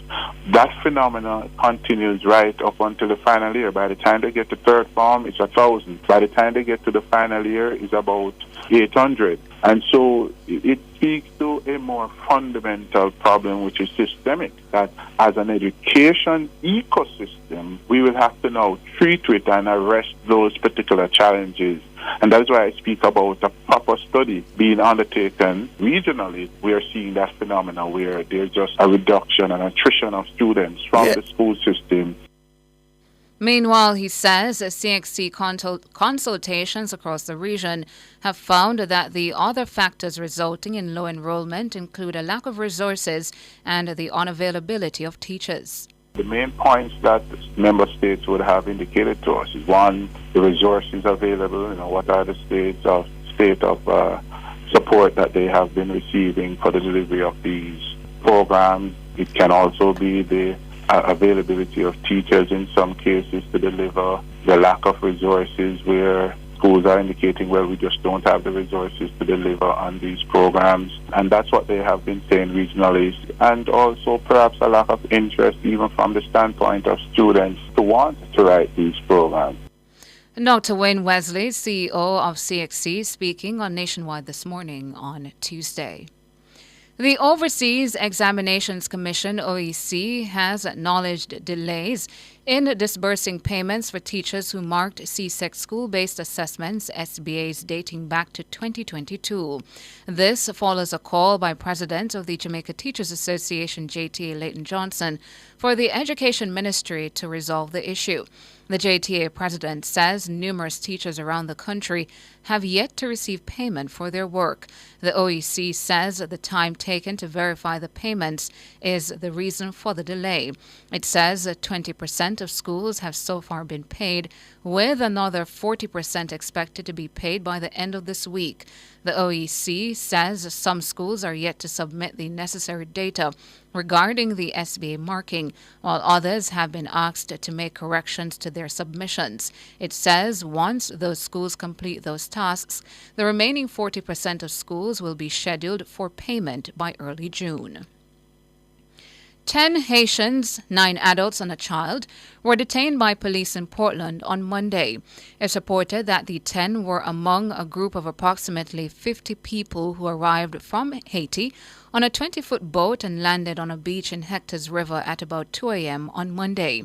Nationwide news sources in Portland say this is the largest single group to have arrived in Jamaica since the most recent round of violence erupted in the French-speaking country amid the assassination of President Jovenel Moïse. It's understood the Haitians appear to have been organized, and most of them were picked up by a waiting vehicle. 8 of the 10 were detained by the police at approximately 10 a.m. They were taken to the health department for an assessment and are scheduled to be processed by immigration officials.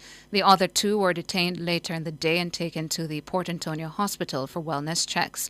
The police believe that the other Haitian migrants are being assisted by residents in Portland.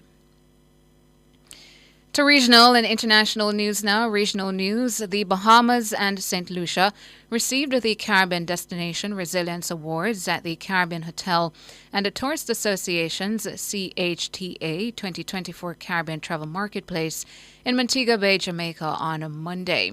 The award, which was established 3 years ago, is bestowed on destinations with a deliberate focus on resilience, as indicated by their commitment to address some or all of the United Nations World Tourism Organization's 17 Sustainable Development Goals.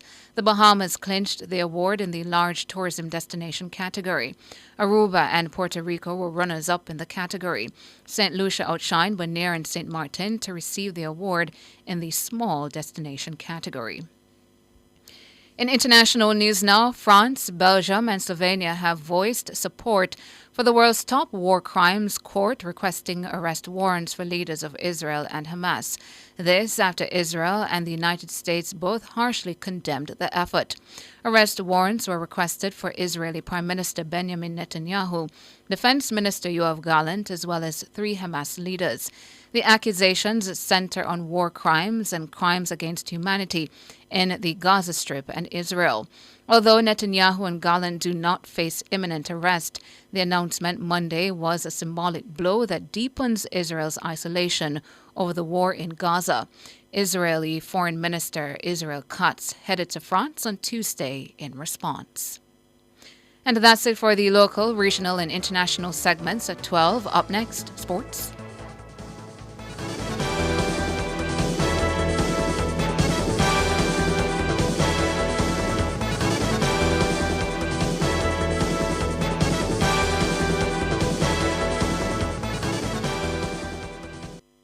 The Midday News was brought to you by Total Tools. We almost always have it.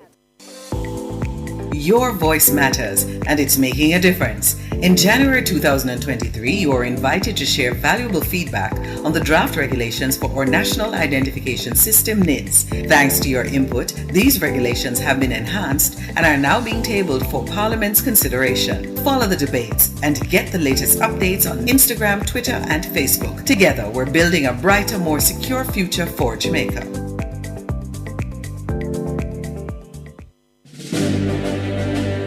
Nationwide 90 FM is at it again. Malay Walker is pulling away another Jamaican win. Team Revolution will clear every hurdle and sprint to the finish as we cover the games of the 33rd Olympiad from Paris, the city of love. Here comes Parchment on the outside. Holloway under pressure.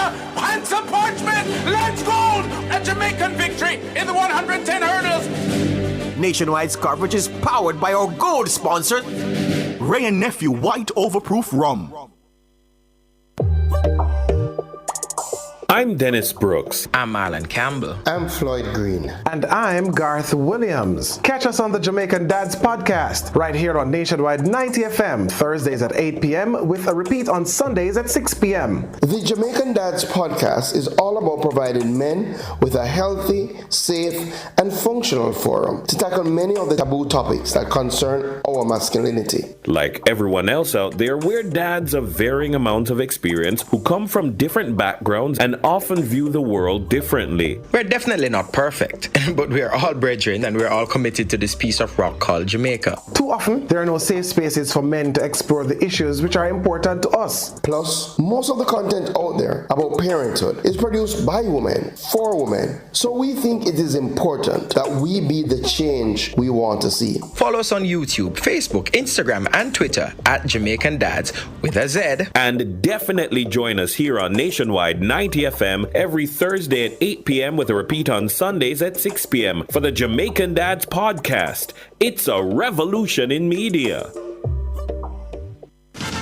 From the Nationwide News Network, comprehensive, up-to-the-minute local and international sports news, this is the Nationwide Sports at Noon. Good afternoon with your sports report. I am Alex Raby. We start with cricket. We join Wayne Walker at Savannah Park. He has been watching the West Indies training session as they prepare for their warm-up match against South Africa. Wayne, good afternoon. Thank you very much, Alex. Good afternoon. Yes, we're here at Savannah Park. Of course, the West Indies team just staged their first training session. They're going to be training again tomorrow. They started around 9:30 this morning, and the players were available. Remember, some of them are still in India. A number of the teams have gone deep into the IPL, so they're not here as yet. But one or two are expected to join, and then the rest will now join fully for the World Cup. I've got the captain for the 3 T20 internationals in Jamaica, and not be confused with captain for the World Cup team. That's Rodman Paul, but his team is still in the IPL. But Brandon King is going to be captain in the team for the 3 T20 internationals starting on Thursday. And I've got to work through this quickly because he's finished training and heading out now. Brandon, first of all, thanks so much for talking to me. No problem. Yeah. All right, so the training session just now, very crucial. You're playing against a very tough opponent, South Africa, starting on Thursday. How important it is for the guys to get together this way, coming out of Antigua from another camp? Yeah, definitely. I mean, the camp was just purely a training camp, so there's nothing that can replicate much in a situation. So it's good that we have this series leading into the World Cup. So we look into all the plans that we've made over the last week or so. We looking to implement them in this series. Yeah, and playing against South Africa in 3 T20 internationals just a week or two before a World Cup tournament. Then, of course, Australia. So the toughest team. This should give you a very good idea of where you are after playing these two teams. Yeah, definitely. I mean, it's good that we have that level of competition, very good teams to play against. But if you look at the last 3 series that we played, as a group, where they were also against tough teams, India, England, those other teams, and we did well against them. So we know where we're at. We just want to try and carry a good momentum here into the World Cup. I did say 2 questions, but the captaincy, it's always a huge thing. The badge on the left of your shirt is such an important thing because of the region and the sort of expectation. How are you looking forward to leading this team? Yeah, I mean, I don't really feel that much pressure, to be honest. I'm just excited to have this opportunity. It's very special for me, being able to do that home as well. We don't get a lot of cricket here in Jamaica, so, I'm just very happy that I get this opportunity to have 3 games and also be captain and lead the team. It's a great honor, and I'm looking just to do it to the best of my ability. Thank you very much, Brandon. All the best to you. Thank you. All right, that's Brandon King. As I say, he'll be leading the West Indies team in the 3 matches here at Savannah Park on Thursday, again on Saturday, and on Sunday. The South Africa team is here, and they're getting ready to stage their training session. And yeah, that's all we have for you, Alric, and the listeners from Savannah Park. Back to you. Thank you, Wayne. We continue with cricket as fans will get to witness cricket in action for the first time at the newly launched Nassau County International Cricket Stadium in New York when India take on Bangladesh in a warm-up fixture on June 1. This is part of both teams' preparation for the ICC Men's T20 World Cup. The Asian Giants will play their only warm-up game ahead of the mega event at the 34,000-seater stadium. ICC Men's T20 World Cup 2024 ambassador Usain Bolt got a first look at the new stadium alongside some cricket legends and the New York sports icons last week. This is very impressive, you know what I mean? To see the stadium, just imagine all of the fans and the energy in the stadium is going to be wonderful. I just saw Craig Ambrose, one of my heroes growing up. So for me, it's just a wonderful thing as cricket, and it's always been a part of my life because, as I said, it was always my first love. Usain Bolt. The Afghanistan Cricket Board has appointed former West Indies all-rounder Dwayne Bravo as their bowling consultant for the 2024 T20 World Cup to be held in the Caribbean and the USA. Afghanistan have already arrived in St. Kitts and Nevis and are expected to begin a 10-day preparation camp during which Bravo will join the team. Bravo, part of the two-time T20 World Cup winning West Indies side, called time on his international career after the 2010 T20 World Cup, but continues to play in T20 leagues around the world. Earlier this year, he featured in the International League T20, where he played for the eventual winners, MI Emirates. He is currently the leading wicket-taker in T20 cricket with 625 scalps in 573 games. Apart from his playing experience, Bravo is also the bowling coach of five-time IPL champions Chennai Super Kings, a position he took over after retiring from the IPL in December 2022. Afghanistan played their first warm-up game against Oman on May 29, followed by the second on May 31 against Scotland. At the World Cup, Afghanistan are placed in Group C alongside West Indies, New Zealand, Papua New Guinea and Uganda. They start their campaign against Uganda on June 5 in Providence. Kieran Pollard, another former West Indies player, will be at the England camp, having been appointed their assistant coach for the tournament. And we move to footballers. Coach of Hornet Gardens, Xavier Gilbert, says the community has expressed a mixed reaction to the team's ended to the 2023-24 Jamaica Premier League season. Arnett finished third after beating Waterhouse 5-1 in the third-place playoff on Sunday. Arnett will take part in the Caribbean Shield competition in an effort to join fellow Jamaican clubs Cavalier and Mount Pleasant in the CONCACAF Caribbean Club Tournament. Ecstatic and elated of our achievement, and of course disappointed somewhat that we didn't go all the way, and that is expected when you enter a competition. There are different goals and objectives that you want to achieve at the end of the competition. Winning it was our first goal, and the second was to ensure that if we don't win, is to qualify straight away for the CONCACAF Club Championship, and then if not, the next best thing would have been the Caribbean, where it gives us an opportunity to play in the CONCACAF Club Championship, which is where we are now. And we just have to prepare and see how best we can take a step forward to join Mount Pleasant and Cavalier. Xavier Gilbert. Now to netball, as coach of Maxfield B netball team Wayne Wallace believes his goal attack Trishara Monroe deserves a second chance at qualifying for the national senior women's team. Monroe helped Maxfield to lift the Supreme Ventures Netball Minor League trophy with a 31-18 win over Queensport B on Sunday.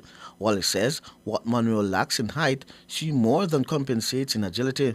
She was called up the idea with the national program, but because her height, she's small. I don't know what time, but them never call her back. But me know the type of talent we have. She's a person where she love winning, she have a passion for the game, and she will continue to go for the ball and come back. I can tell her she's a fabulous player. I tell you the truth, she's a fabulous player, and because of that, she come in for her ball, she get them, and once you put them up, she will go back for her rebound, and she keep getting the rebound, and she make good. Wayne Wallace.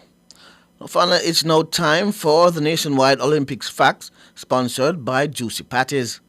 This is Nationwide's Olympic Facts, brought to you by Juicy Patties, serious Jamaican food.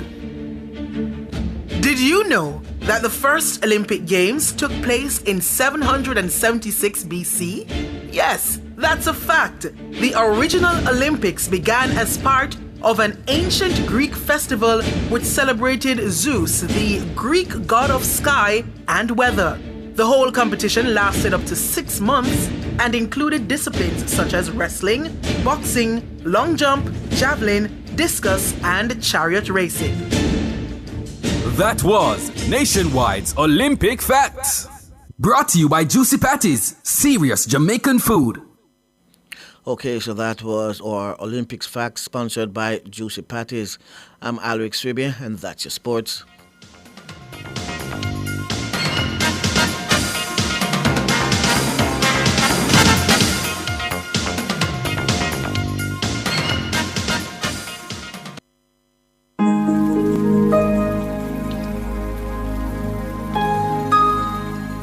Hi there.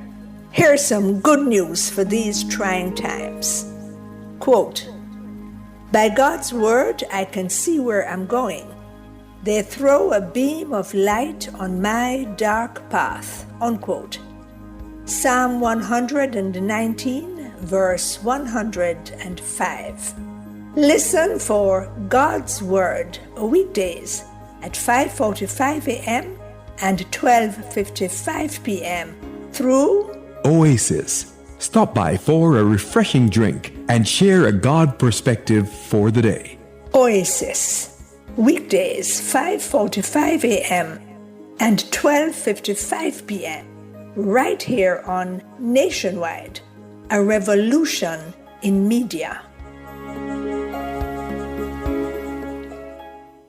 The rebroadcast of The Oasis can be heard weekdays at 5:45 a.m. The Oasis is brought to you by Solar Tech Jamaica. We use the gift of the sun to power our world.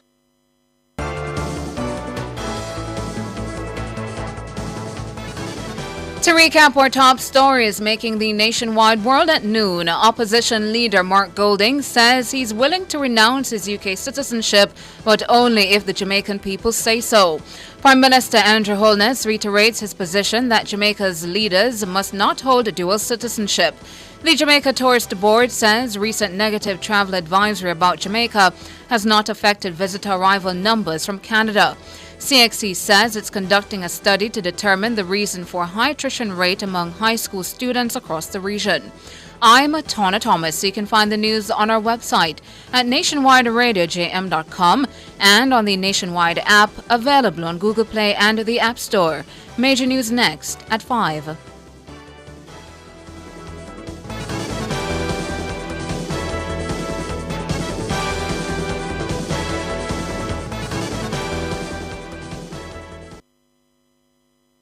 You know, so there was a time when some senior citizens never get 1 red cent in pension. Now your government has ensured that every senior citizen over 75 can collect pension under the new social pension program. Sign up today. The time by the Office of the Prime Minister is 12:34.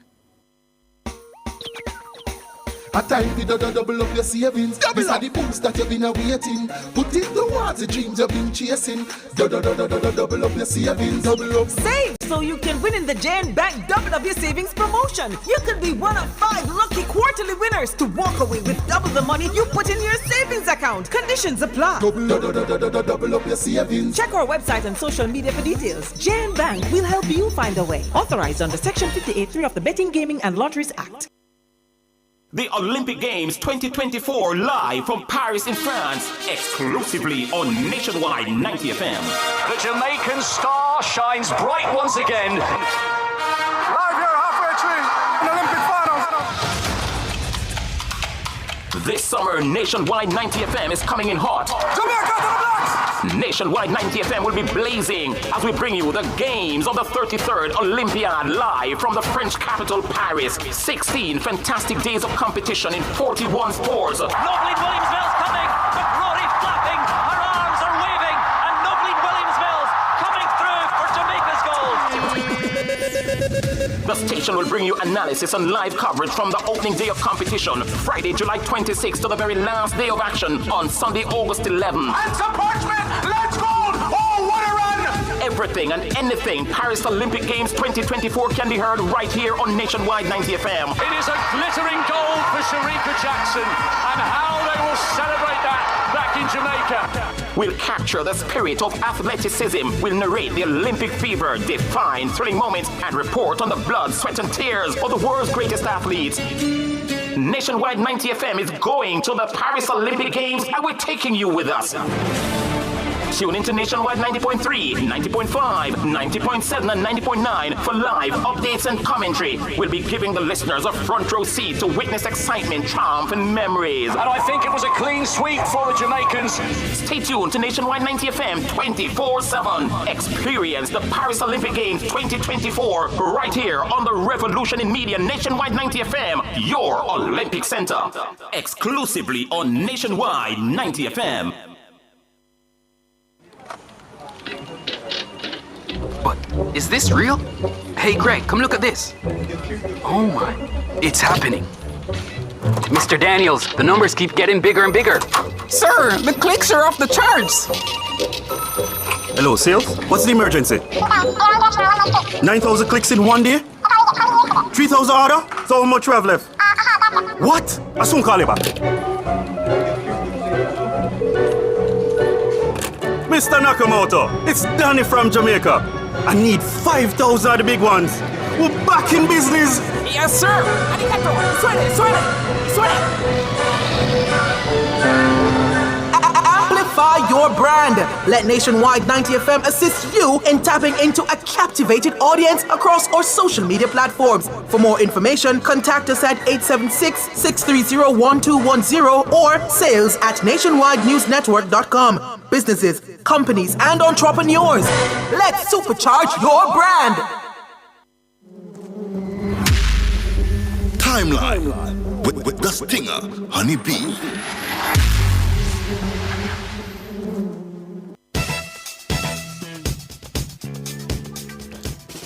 Good afternoon. 22 minutes going up to 1 o'clock. It's all about what's trending on the timeline with a sweet one. Honey Bee, good afternoon.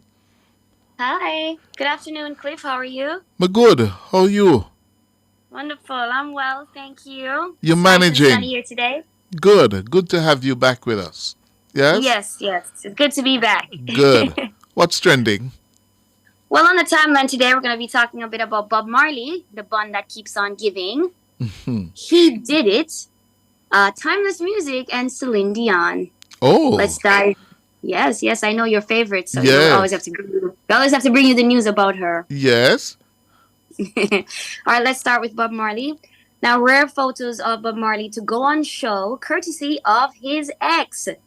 Specially curated photographs of the legendary reggae superstar Bob Marley during his early years in London, taken by Jamaican filmmaker and photographer Esther Anderson, will be on show at the Muswell Hill Gallery, Hornsey, London, N8, from May 30 to June 19. She is an integral part of the Marley story, and her very intimate friendship with the reggae legend is well documented. Oh? I know, right? Now, the exclusive exhibition entitled Through the Lens of Esther Anderson, Bob Marley, The Early Years, will feature 20 rare and iconic photographs of the music legend before the start of his worldwide fame in the early 1970s. All were taken by Anderson, who worked with Marley and the Wailers, including Bunny Wailer and Peter Tosh, when they came to London to work on their first albums with Island Records. She organized all the early activities of Bob Marley and the Wailers and was a driving force behind everything they did at that time. She documented the group in the studio, on the road, and in their everyday lives. The exhibition at the Muswell Hill Gallery is a rare chance for music enthusiasts and art lovers to view and own intimate photographs from this bespoke curated collection. Now, Esther Anderson, in case you're wondering, is now 80 years old, is a pioneering Jamaican filmmaker, photographer, and social activist, transplanted to London from Highgate St. Mary in the 1960s. Yes. Her remarkable photographs reflect her heritage and artistic aspirations. Here's a pic. We're going to show you a pic if you're watching on YouTube right now. A pic of Bob Marley in Jamaica in 1973. This is one of the 20 photographs by Anderson on display. Of course, if you want to see the other 19, then you need to find yourself in London and go to Muswell Hill Gallery. There he is. Look at him. So young and full of life and promise, and a lot of bun. A lot of bun. Listen, Bob is just something else. Yeah? This is a great photograph. Uh-huh. So you will see more like this and so on from his early years, before he broke out on the scene in a great way. But Miss Anderson, she's just, one of his exes who is very, very proud of her time with Bob. And she's doing, all she can to ensure that his legacy lives on. Well, I just Googled her, and I found this. Esther was born in the parish of St. Mary. Yes. Her father, Randolph Wymes Anderson, was an architect and planter. Her mother, Ivy Mae Mahon, belonged to a well-established Indian community in St. Mary. Esther studied at Highgate High School in Highgate and at the Quaker Finishing School, where she joined the St. John Ambulance Brigade. At the age of 14, she moved to Kingston to live with her paternal grandmother at the family home in Halfway Tree. Organizers of a Miss Jamaica beauty contest invited her to participate as Miss Four Aces. At this time, she met former Governor of Jamaica, Hugh Foote, his aide-de-camp, Chris Blackwell, Premier Norman Manley, and Jamaica's first Prime Minister, Alexander Bustamante. The jury awarded her the first prize, but changed it to third prize while Anderson was still on stage after realizing she was underage. And yes, Anderson's father was angry she had entered the contest. This and the excessive public attention following the contest led Anderson to use the prize proceeds to travel to England. In July 1961, Anderson arrived in London, where she began modeling for the artist Aubrey Reeks, an illustrator for Woman's Own magazine, whom she had met in Kingston with Dr. Ken MacNeil. She studied drama at the Actors' Workshop in London. She combined her studies with a modeling career, doing photo shoots and commercials for Africa and Asia. She was tested and won the contract for a series of commercials as a dancing girl advertising Kent's Dancella cigars. She was offered a role in the documentary film by Joe Mennell, who was a producer journalist for the television program Panorama.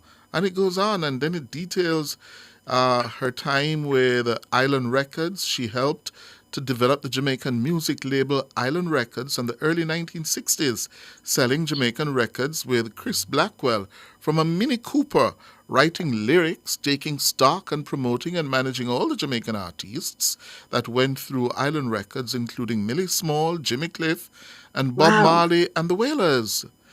Anderson took iconic photographs of Marley, Peter Tosh, and Bunny Wailer and contributed lyrics to the albums Catch a Fire, Burning, and Natty Dread. Wow. Even lyrics? What? Yeah. So Bob had an eye for beauty queens. No, he definitely did, but I'm absolutely convinced she's right. She did play an integral role in his life and in his formative years as an artist. But hers is such an interesting story as well. Yeah. Wow. Yeah. Yeah. Esther Anderson. I'd love to see her autobiography. Yeah. You have a photograph of her? No? There's a photograph here. I don't know. We could... Yeah, she's quite a looker. Yeah, man. I did see her online earlier when I was reading into it. And I was like, wow, she is gorgeous. I mean, after all, Bob didn't play around, did he? No. And as I said, he went for the most beautiful. That's such an interesting thing about Bob. Like, he just got married to just date some of the world's most beautiful women. Like, he was just like, listen, I just want to have a wife at home to take care of everything and to hold me down. But whilst I'm on the road, I'm going to find the most beautiful women in the world and be with them. And they all shared him. They knew. And they all shared him happily. Yes. Like, my gosh. Yep. Yeah. He was really something else, wasn't he, that Bob? Yeah. She was born August 4, 1943. So that makes her, she'll be 81 this year. Esther year. Anderson. A Leo. Yeah. Way to go. Yep. Did we find a picture of her or? No. Nora, can you get up this picture of her? The technology is getting the better of me now. I don't know how to move it from... let me show you, Nora, if you can get this up so we have a look at who this Esther Anderson is. You could screenshot it and then just WhatsApp it to Nora. Yeah. She's going to do that in a moment or two. Yeah? Mm-hmm. But yes, she won the Miss Jamaica Beauty Contest at the age of 15, 16. Was it that she won or she came third? No, she won the first prize. She won the first prize. Mm-hmm. Yeah, and then they realized that she was underage. And while she was on stage being crowned, yes, then they switched it around and gave her a third place. But Mr. Hughes, why? 1961. Rules were really lax back then. They didn't need any proof that this girl was not, in fact, the age she said. Oh, there she is. Gorgeous. There she is. Esther Anderson. Yeah, she won the Miss Jamaica contest in 1961. She would have been what? 61, 17, no, 43, born 1960. Yeah, she was underage, under 17. I'm just going to lead you with the math. Yeah. Mm-hmm. There she is. Yeah. She's definitely something. Yeah.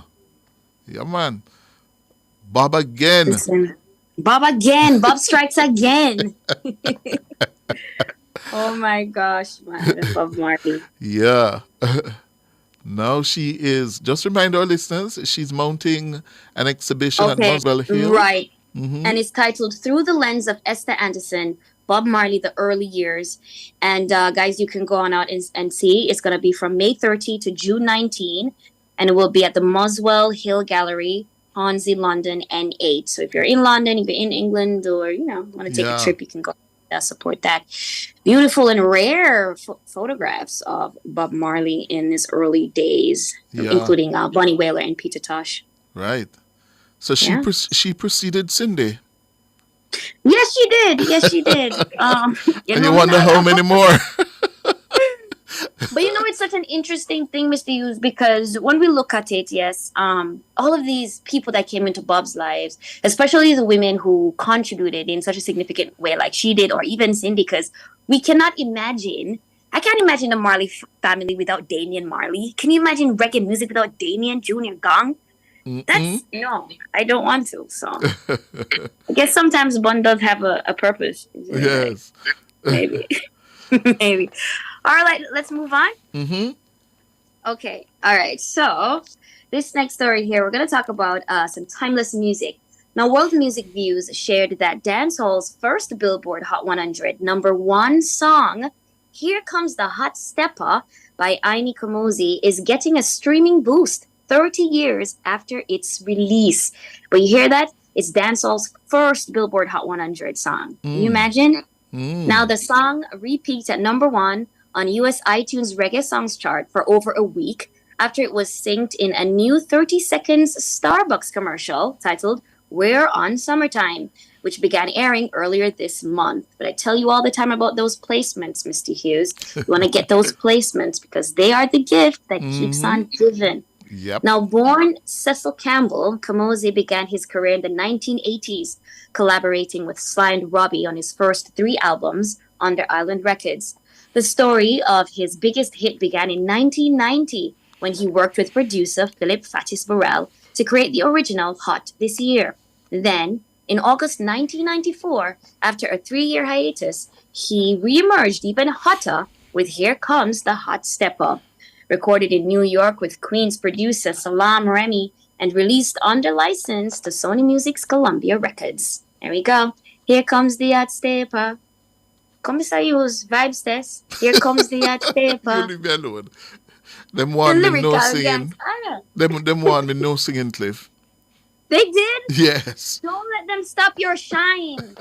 Come on. They've shattered my singing confidence. I have no confidence where that is concerned. All right. No worries. All right, let's move it. Right, I'm just going to jump into our Celine Dion story and see if we can get to the Diddy story, because I know everybody knows about what's happening with Diddy, but Celine Dion. Now, Celine Dion's 13-year-old twins look like grown men in new photo with Mick Jagger. Now, Celine Dion was spotted enjoying a rare public outing with her 3 children, Renee Charles, 23, and 13-year-old twins Nelson and Eddie. The family, who are seldom seen together in the spotlight, were photographed looking thrilled as they attended a Rolling Stones gig. The celebrated singer was beaming with joy as she stood alongside rock legend Mick Jagger with her sons, whom she shares with her late husband, Renee Angelil, by her side. Now, the post quickly garnered attention from adoring fans, with comments pouring in, expressing delight at seeing the family together. Many focused on how much her sons have grown, with one saying, "So beautiful, your boys are all grown up." And another in disbelief, "Are those her twins? They're so grown up now." Now, if you're watching on YouTube, you can see a picture of Celine there with her boys. Now, just a reminder, guys, the anticipated documentary, I Am Celine Dion, will begin streaming globally on Prime Video on June 25. So if you're on a Amazon Prime subscription break, then, you want to get it going again in June so you can stream this. And Celine herself is looking good. Yeah, she does look fresh, doesn't she? Yeah. Yeah, man. Will she ever come back? Oh, Mr. Hughes, I think that it may sadly be the end of an era. There has to be a time when, you know what I mean? When we stop, there has to be a time when we retire. True. Sometimes you do all you can and then you have to just pass it on. Yeah, play your innings and say goodbye. That is it. Yeah. That is it. All right. Thank you very much. Looking at the time. Huh? Yes, I was just going to say, looking at the time, I won't get into this other story, this Diddy story.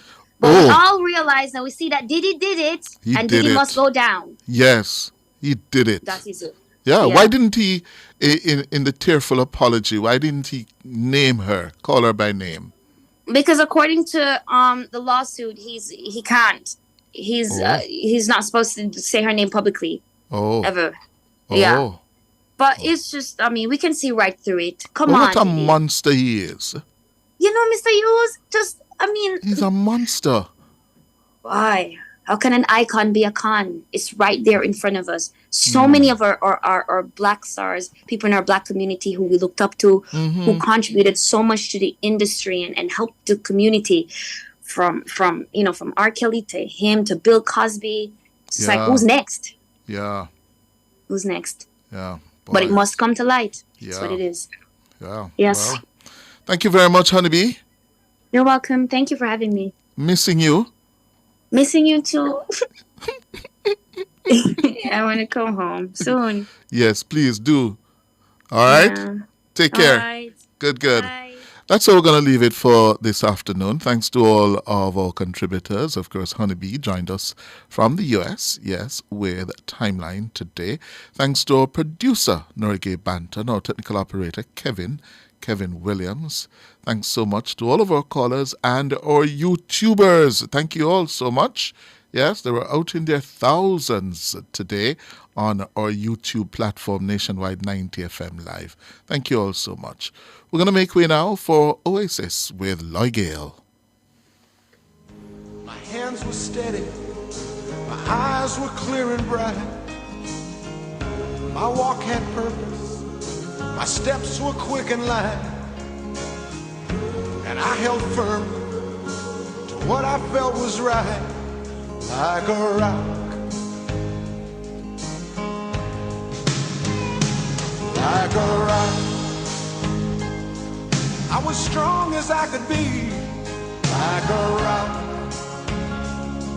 You've just heard Cliff Hughes Online on Nationwide 90 FM. Join Cliff Monday to Thursdays between 10 a.m. and 1 p.m. for Cliff Hughes Online. Like a rock.